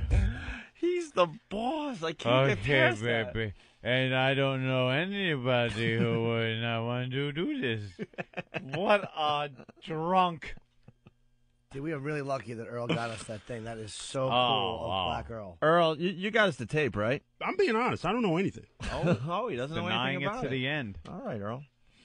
And then here's the second part that we have, and where he basically, we're not sure if he wants to fuck the winner of this contest, or if he was hiccuping. And then he's using the wrong call letters for his radio station, and he's the boss, man. This is the one that doomed him, by the way, I think, right? The first half he could have survived. And at the time, Ant and I were like, he is more fired than fired. He's so fired. Completely fired that you are fired before anyone even knows you're fired. So fired. This is just all about being so fired. So completely and thoroughly fired. And he did get fired while we were in Vegas. But this is what did him in. Yeah, I agree with Jim. We know how they work over there. The other one, you could get it like, behind closed doors, they yell at you like, what are you doing, you idiot? And we know how they operate over there. Me and Opie are the pros of knowing when you're fired. We just know. We know when other jocks do things. Like, we'll read it on the internet or something, or in the paper. Some jock screws up in some market out in the Midwest, and me and Opie are on the phone with each other just going, dude, you read that? Oh, yeah. Dude, fired. So fired. This guy is so fired. And you're reading the paper. No, they just removed him from the air, suspended him. They said for a week. And me and Opie like, no, fired. Fired. So fired. And at the end of the week, fired. So fired. We know. So here it is. This is what doomed him. Mix 102.7. The new Mix 102.7. This is Frankie Blue. And I am so excited for tomorrow. I got Ricky and Rue coming in the morning. Putting their hand in the big old barrel and picking out a $50,000 grand prize winner. The winner of the KTU Mix 102 Redo Contest. And also you win a Toyota Scion. Now what's going to happen is they're going to put their hand in the barrel. They're going to pick out a winner. And then they're going to fight that winner. Okay, terrific. And that winner will be rewarded with everything. Mix 102.7, Frankie Blue. What's happening? Good evening. Good evening to you. Bye-bye. I can't wait till tomorrow. Oh. Tomorrow. Oh. What was that?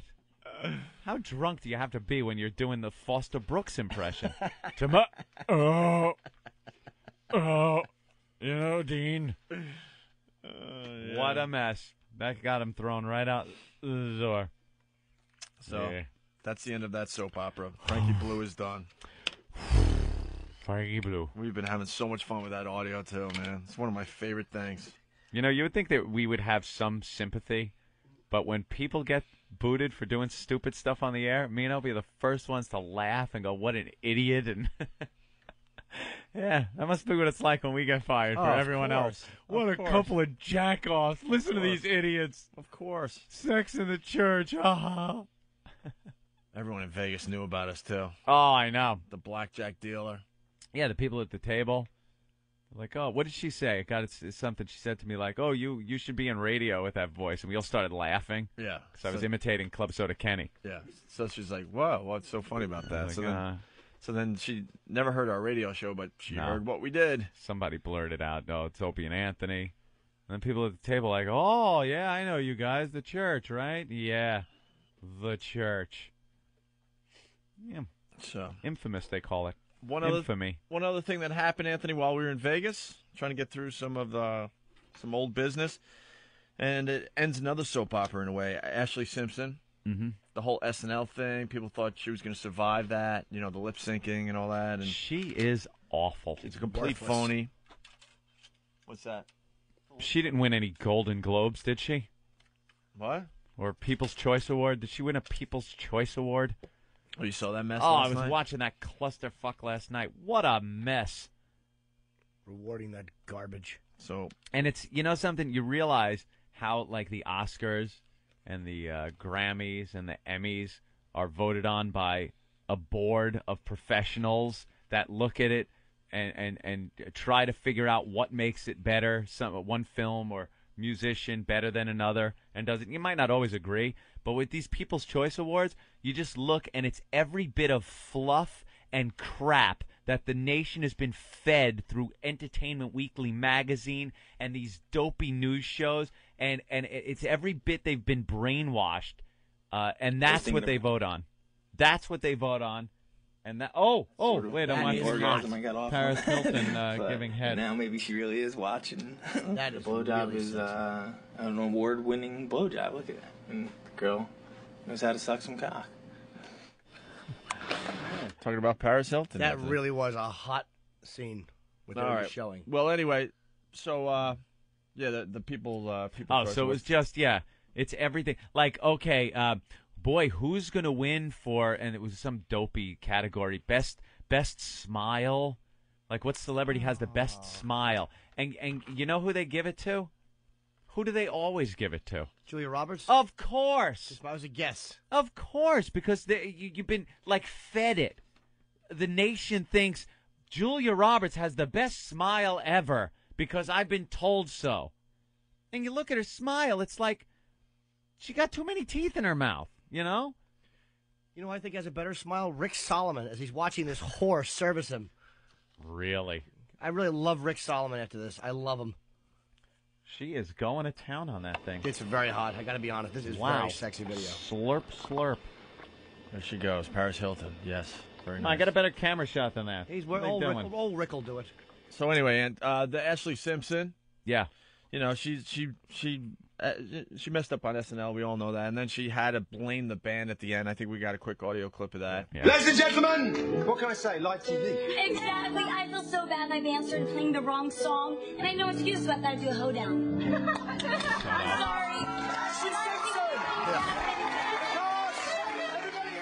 so So what happened was, Ashley Simpson got caught lip syncing, but they pretty much all do it. Nothing was better than her uncomfortably doing that pee-pee dance on the stage on SNL, knowing that she was just caught in a horrific moment of her career. And just the fact that self-centered bitch would blame the band. Yeah.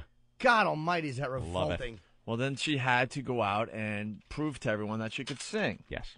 Well, the folks at the Orange Bowl didn't really appreciate Ashley Simpson singing. No. And no. And we got some audio of them pretty much booing her off the stage. Ooh. Listen to this.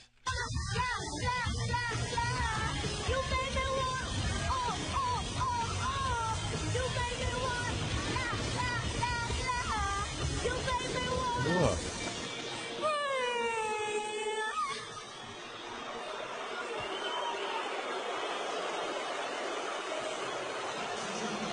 Wow. Kelly Clarkson, Trace Adkins, Ashley Simpson, part of our halftime show at the FedEx Orange Bowl. Completely booed her. And bravo to everyone that was at the Orange Bowl. Scumbag announcer, typical of television, doesn't acknowledge the truth. No. Hey, if they give him a hand from the Orange Bowl, why would jerk you go, off. oh, my God, they really didn't enjoy that piece of crap, did they? Why is there no honesty from people? None. Make believe it's not happening. La, la, la, la. It is not happening. Did you hear how horrific she sounded? She's terrible. Her voice is cracking. They stop and booed her. It was a huge stadium full of people booing. And they would have covered that up. I wonder how Daddy's going to get her out of that one. Daddy, do something. Maybe 50,000 people had acid reflux. They were all going, Oh, isn't that great? that is fantastic. I love when that happens. Can we hear Hell that again? yeah. You want to hear it again? I'd love to. I want to hear bad singing.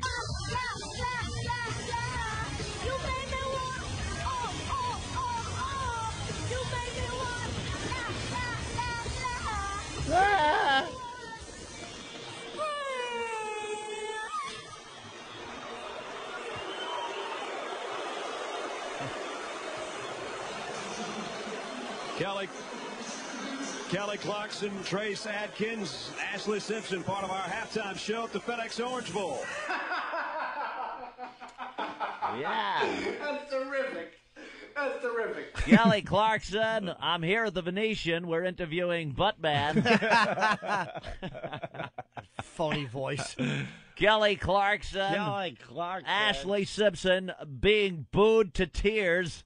You got to feel bad for Kelly Clarkson, who can sing. And who was the other one? Trace, who I don't know who that is. Country singer. Can she sing? He. A country singer? Well, it's not our forte.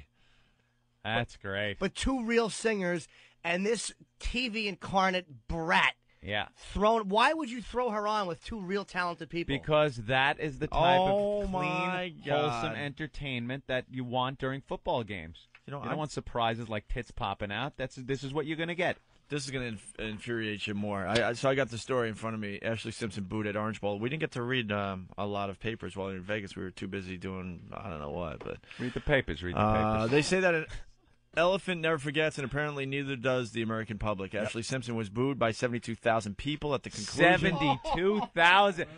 What, Jimmy? Have you ever bombed one night where you felt really, really bad about your performance? Absolutely. Absolutely. How many people would you say is the most you've ever tanked in front of?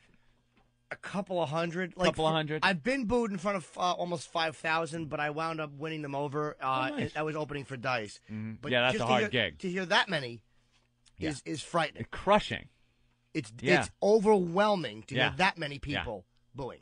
How many thousand was that open? 72,000. 72,000. Remember, 72,000 people booed at the conclusion of her performance during the halftime show at the Orange Bowl. Okay, love it. Ironically, Simpson chose not to use a background track. However, choosing to sing live didn't work out for Ashley in the end. A very obvious chorus of boos could be heard throughout the Orange Bowl in Miami as the fireworks erupted and Simpson's song came to an end Tuesday night. Ready for this quote? Orange Bowl representatives said they were pleased with Simpson's performance and feel the booing was just backlash from her Saturday Night Live lip-syncing incident. God, trying to wash that over. They were pleased. You could hear for yourself how bad the singing was. Pleasure. Dishonest, corporate scumbags Yep. keep walking around and lying. Can one of these people tell the truth? No. Yeah, that kind of stunk. Yeah.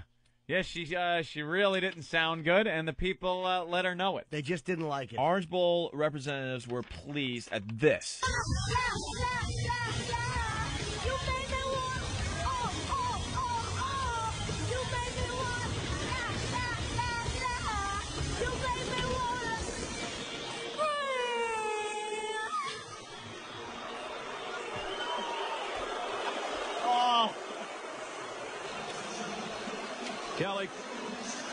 Kelly Clarkson, Trace Adkins, Ashley Simpson, part of our halftime show at the FedEx Orange Bowl. Part of our halftime show.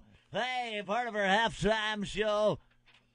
How do you who is learn that how to hack? talk like that? They're not booing, they're just yelling, Lou, Lou. I don't know who Lou is, but isn't that funny when the sportscasters have to say that? When it's like a sports figure, and his name is Lou or something like that. Lou, Lou, Lou, Lou. Just chanting Lou. Okay, Pookie. Boo the whore. Okay. What a mess. Oh. You make me wanna jump. Maybe they were all just yelling Jew in honor of her agent. Jew. She'll now go away. You think that's it? Oh, right? they weren't booing. They were yelling "crew" because it was like the end of the longest yard. Oh, very crew, nice. right. Yeah, maybe that was it.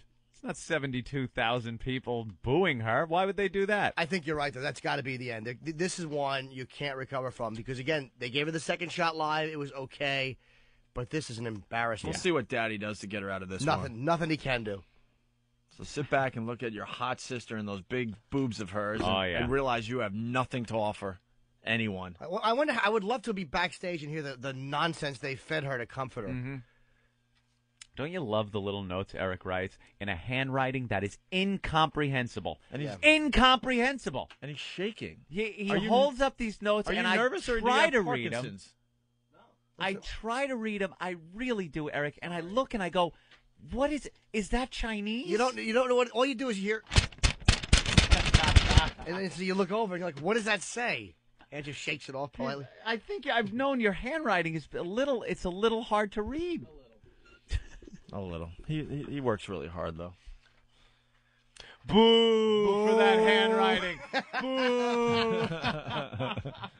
Oh, how great. You know what? The American public can be really stupid, but you got to give them credit once in a while. Yep. We make the right decision. They come through. 72 grand of them come through. And had she sang well, had she been good, and they realized, wow, I bet you they would have given her a standing ovation. Like, wow, she she kicked ass. Yeah, we understood she over. Because American public, look, we love the underdog. We really do. We love to see somebody screw up and then come back and persevere. People like that. Come back from adversity. But we love the comeback. But when you tank, I think better than a comeback, we love seeing someone crash and burn. Oh, the only thing that could have made me happier is if that happened to her at the Apollo. That's the only thing that could have pleased me more.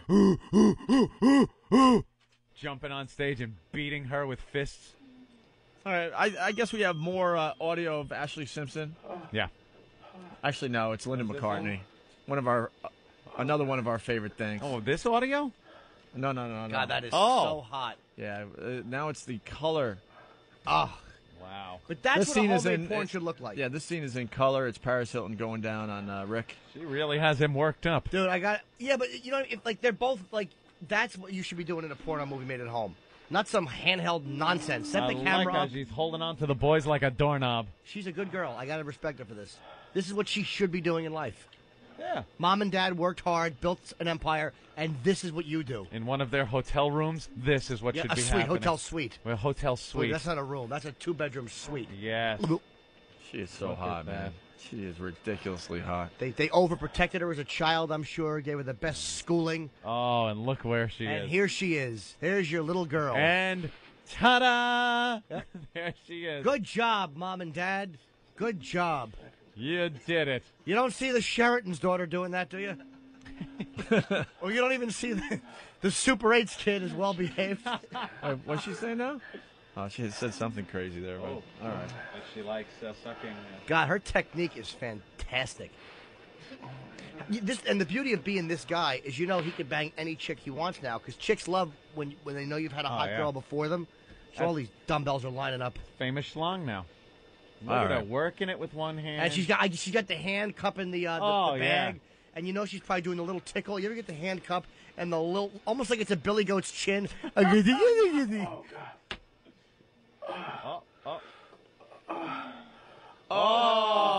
Money shot. My only criticism, she pulls her rich face away before the man is finished. Yeah, come on. There was the money shot. Good job, Paris. Good job. Nice. Making the sounds of stop it already. Yeah. That was hot. What did she say there? Oh, she needs one of those pleasure wipes. And there's the camera off. Very nice. I guess that's the end right there. I got to get a copy of that. That's really, really hot. All right, as we go to break, it's actually another piece of audio we really love here, the Linda McCartney backing track. Oh, the backing tracks of Linda McCartney. Are you sure this is really her and not a goof? Oh, it is, absolutely. No, this thing has been going around forever. Yep. Some guy, sound man, some disgruntled sound man. Yeah, it's like, oh my God, I can't believe that Paul's allowing her to sing backup through these Beatles songs when he was doing the Wings thing. Everything is mic'd separately, so her mic would go into the board, and the guy could isolate just her track and have the other music real low and record that. So that's what he did. And in the mix that goes out to the crowd, she would be pulled way down, so the crowd wouldn't hear her singing this awful mess. Right. But then he recorded her and let it out, and now it's everywhere. Yeah. Really fast, though. Eric in New York City. What's up, Eric? Good morning, guys. I'm away from my XM this morning, so I'm listening to Howard. He's doing an infomercial for you again. Oh, really? What is he saying today? He doesn't care. Again, he doesn't care about us? He doesn't care so much that he just keeps talking about us. God. Yeah, obviously, he didn't prepare for another radio show once again. No, I he don't broke care. into, like, we just talking about him on the air, and then he said, "There's a lot of guys busting my balls." And Artie says, "Who do you think?" So he goes, he starts talking about Freed. Yeah. And he doesn't care. He just doesn't care. Thank you, Eric. Okay, guys. Bye, sweetie. Dude, we have jet lag. We traveled all day yesterday, and we're giving our listeners some kind of radio show today. He gave up so long ago; it's not even funny, and now he's just coming up with excuses why he can't do a radio show. He'll blame Fareed, he'll blame Bush, he'll blame this, I don't blame care. that. I just don't care. Yeah, where's the I don't care? I don't thing care. Hold on. I don't care. Opie and Anthony. I don't care. Yeah, you don't care. Shut up.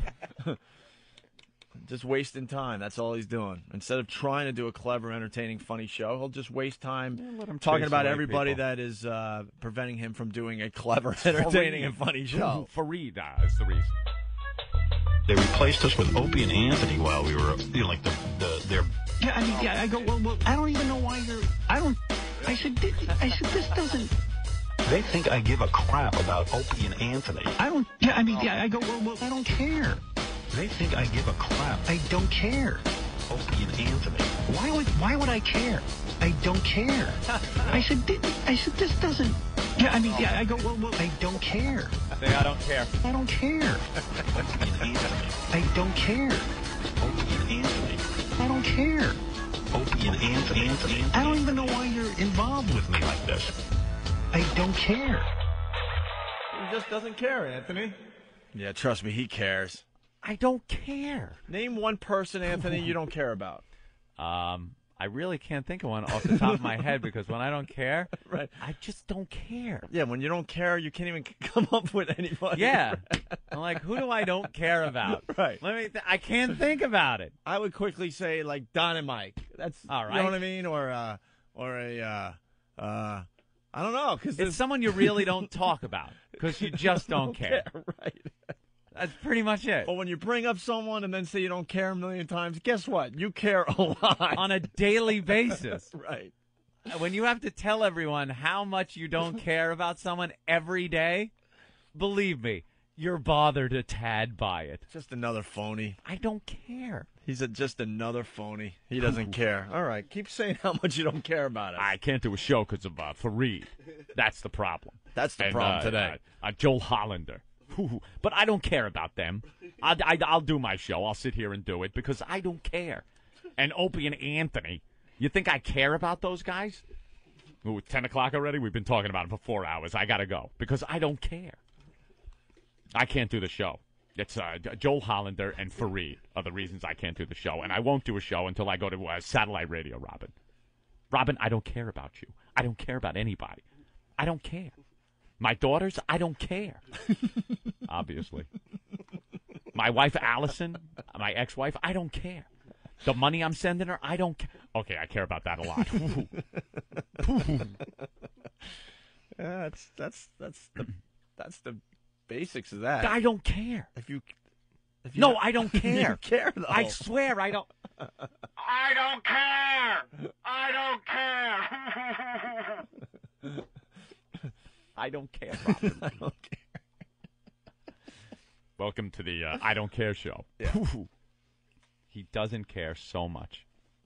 All right, well. Cares about his little Hamptons beach house, I guess. That's a very interesting thing Nice that happened. place. Yeah, look at that wow sign in the front of someone's house in the Hamptons. funny. We are the biggest dicks. I swear to God, we are just the worst. We have an army of asswipes out there. Just Great. pests. Pests. That is such a perfect word for some of our listeners. They are pests. Pests. When you guys find out what we did at CES, when you guys find out. That was really just an embarrassment. Louder! We're just the, Shut up! We're just the biggest ass. I can't hear you back here. You have to speak up. Boring. Shut up. Like I said, though, no one knows how to have fun in radio anymore. Nah. Everyone is wound way too tight. It's okay when one company everyone C-blocks you and everything you want to do, but when you respond, it's bad. And everyone just takes themselves way too seriously. I don't care. So here's Linda McCartney, Anthony. I think that's where we were going as we go to break. I don't care. So the sound engineer isolated her mic. I don't care. Her mic. I don't care. And this is her. Why are you bothering me with this? This is her contribution to Hey Jude. Who cares? I don't care. You do care. I don't care. Play it, don't play it. It doesn't bother me. I don't care. How long have you been saying I don't care? I don't care. For about 20 minutes. So that's 20 minutes of show you don't have to do today. Because I don't care so much. Ooh, do I not care? I don't care.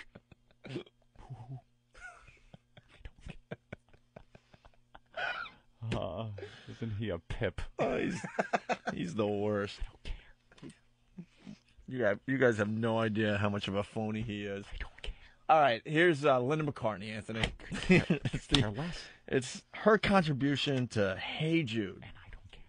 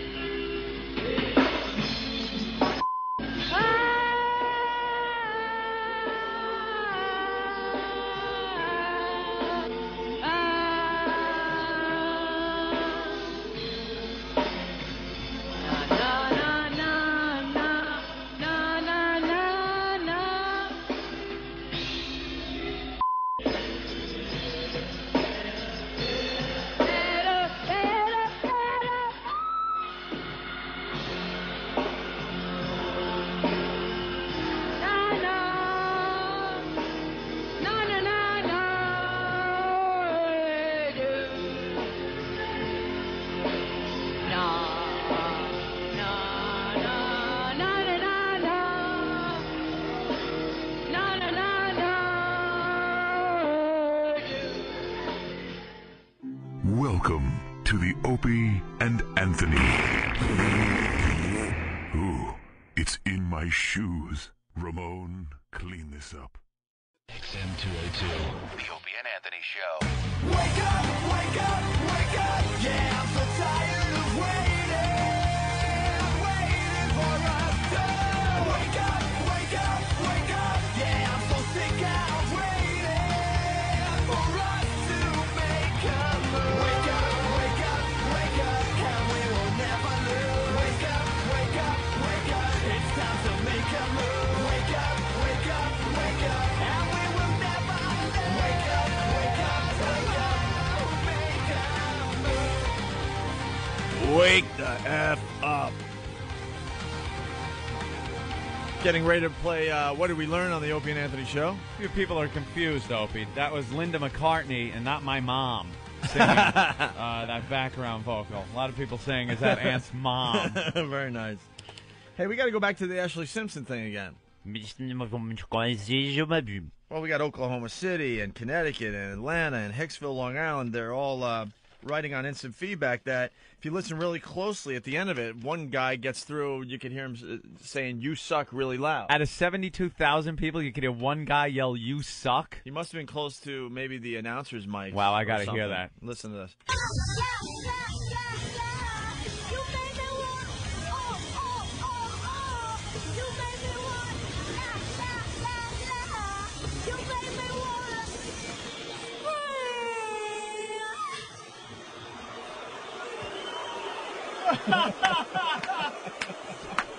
Yep.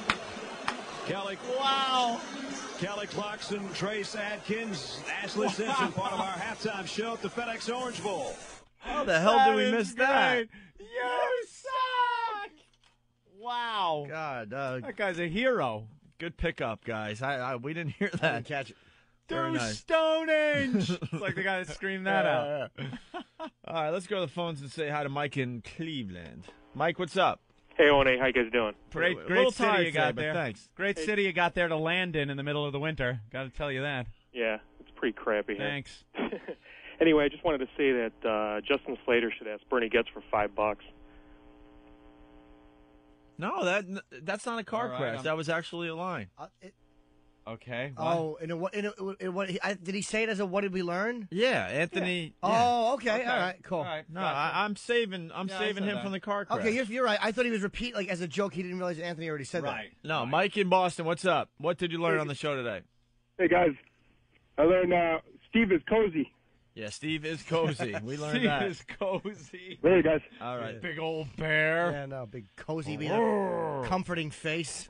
Hey guys, we got Ben's raw ass checking in. Yes. Hey, what's up, hey, little Jimmy? Hi, Ben's raw ass. Thanks for finally cleaning up and checking into the program. Hey, no problem. I'm glad to be part of the program. Today, I learned that the O&A Army was going to crash the KISS website later. Uh-oh. Well, do you want to call in a strike, Jimmy? They wait for the call usually. Can call in an airstrike. You want to if call needed. in an airstrike? I would never call it an airstrike against someone like Gene Simmons just because he's a childhood hero of mine and he completely humiliated me in Las Vegas after I've done nothing but defend him and love him. No, why would I want that? All right. Read between the lines. Rob from Long Island, what's up? What's going on, guys? Hey. How you doing, Precious? I'm better now. Thanks for asking. How are you? No problem. I'm doing good. Yeah, I learned that in China's new video, she gets fucked by T-Square. Watch it out, guys. Yeah, there you go. All right. Buddha from Tennessee, what's up? Hey, what's up? I want to play what I learned today. All right. All right. I learned that Paris Hilton and Ashley Simpson both suck. Hey, that's very good. I like that. All right. On the instant feedback, tool bag checking in. He's always good for a few. He learned that sperm catchers don't like dumb questions. He also learned that Heaven for Steve C. and Norton is a convincing transsexual. And he learned that the C in Steve C. stands for cozy. Cozy. They're calling him Smokey the Steve, which is really funny.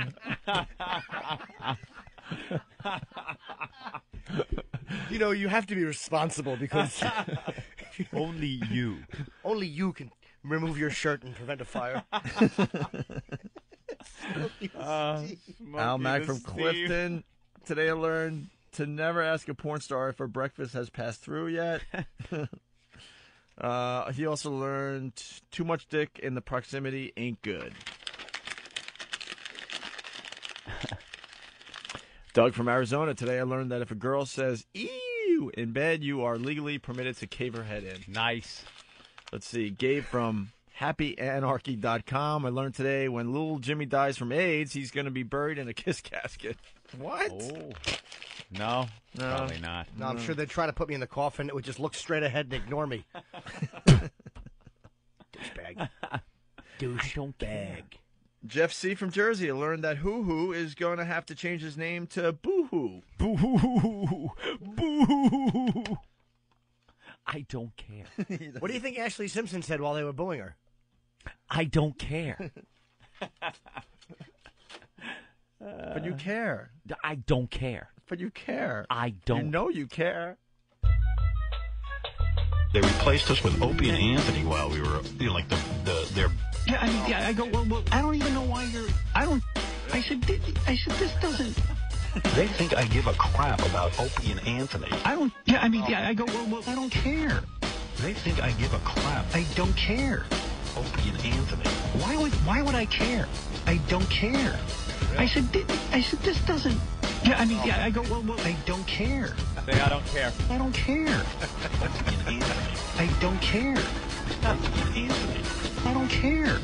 Opie and Anthony. I don't even know why you're involved with me like this. I don't care. He just doesn't care, Anthony. I don't care. By the way, I believe that's Chemistry who did Get Your Cock Out. Oh, Chemistry. Nice job. Right? It's Chemistry again. He does a pretty good job of stuff for our radio show. Good job, my friend. He doesn't care. You know, you gotta be honest. That is just really funny, right? That is something we would have gotten in trouble for in the past and yelled at and screamed at. Yep. And our jobs is just to make people laugh. It's as simple as that. Yeah, we'll get serious every once in a while. We'll suck, blah, blah, blah. But in general, our job is to try to make you guys laugh, okay? I don't care. That is something that makes people laugh. And we would have been in a closed-door meeting getting ripped a new one because we were making fun of Howie. I don't care, but fire them. Yeah, fire them. Yeah. James, Sidoric, is that your name? No, From Cedric. Hicksville? Cedric. I don't know. Cedric. James, you got a stupid last name, but James from Hicksville says, I want my credit for the Smokey the Steve asses. All right. I guess it was him. I said they, meaning instant feedback, and James is now all angered that his line didn't get it. Smokey So there the you go. Steve. Smokey the Steve. He Very should funny. get credit James for that. from Hicksville. That's a really good one. Ass. Steve's cozy. Cozy creep working on computer bits and yuck. That is so goddamn funny. Big. He's a bear. Yeah, cozy creep with a little Hairy. teeny stomach. Little stomach and a cozy face. Yuck. A picnic basket full of pornography. Hey, boo-boo, let's cuddle. That means that guy wanted to wrap his arm around Steve and just put his face in Steve's neck and go, Oh! Run his fingers through the hairy chest. That Lebanese chest hair. Oh. That's great. Look at him back there with that little goatee. He does look, he has like a very, what was the word he used for his face besides cozy? We'll have to maybe hear that again. Oh, yeah, it was. There was another word for his face. Cheerful? I don't Happy? remember. Kind? No, innocent or something. Gentle. All those describe Steve. Yeah. I wish I could remember the exact word that the man with leather and the little jock holding his junk said about Steve. Oh. Little ball bag he had on? Oh, yeah, it was so obvious. Oof. Yeah. Nasty. It was really creepy. I have a photo with him. I'll show you tomorrow. We'll put him online. Yeah, of Good. course. Good for you. Getting Tony- photos with a bunch of perverts. Tony Pepperoni Clam from Canada. He learned that Howard doesn't care. He really doesn't care. Really. Because I don't. I don't care. Why would I don't care. I'm into my third hour of not caring, Robin. And I still don't care. What an uncaring buffoon. How much time left in the show? 2 more minutes? All right, I'll not care for 2 more minutes. I have 2 more minutes to not care. And I'm not caring, okay? I don't care. Who are we going to blame tomorrow for not doing the radio show? I don't care. It's Fareed. Fareed and... Maybe tomorrow we'll blame Bush again. George Bush. The FCC is crucifying me, Robin. But I don't care. I'm gone from here in a year. So I don't care about Opie and Anthony. I don't care Opie and Anthony. I don't care, Robin. I don't care. I just don't care. How much time? I don't care. I don't. That's it. I'm out of here.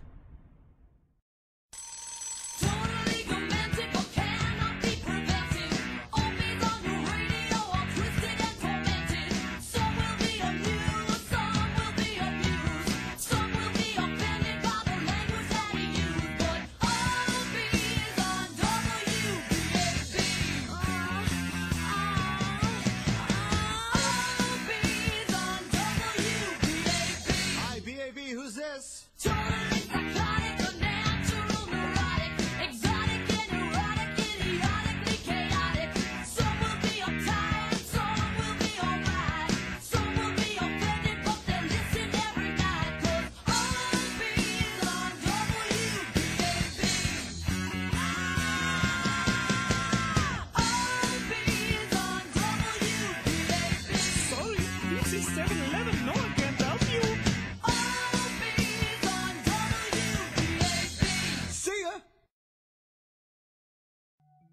I was walking down the street, and some construction guy was shouting at me, "Hey, show me your cans!"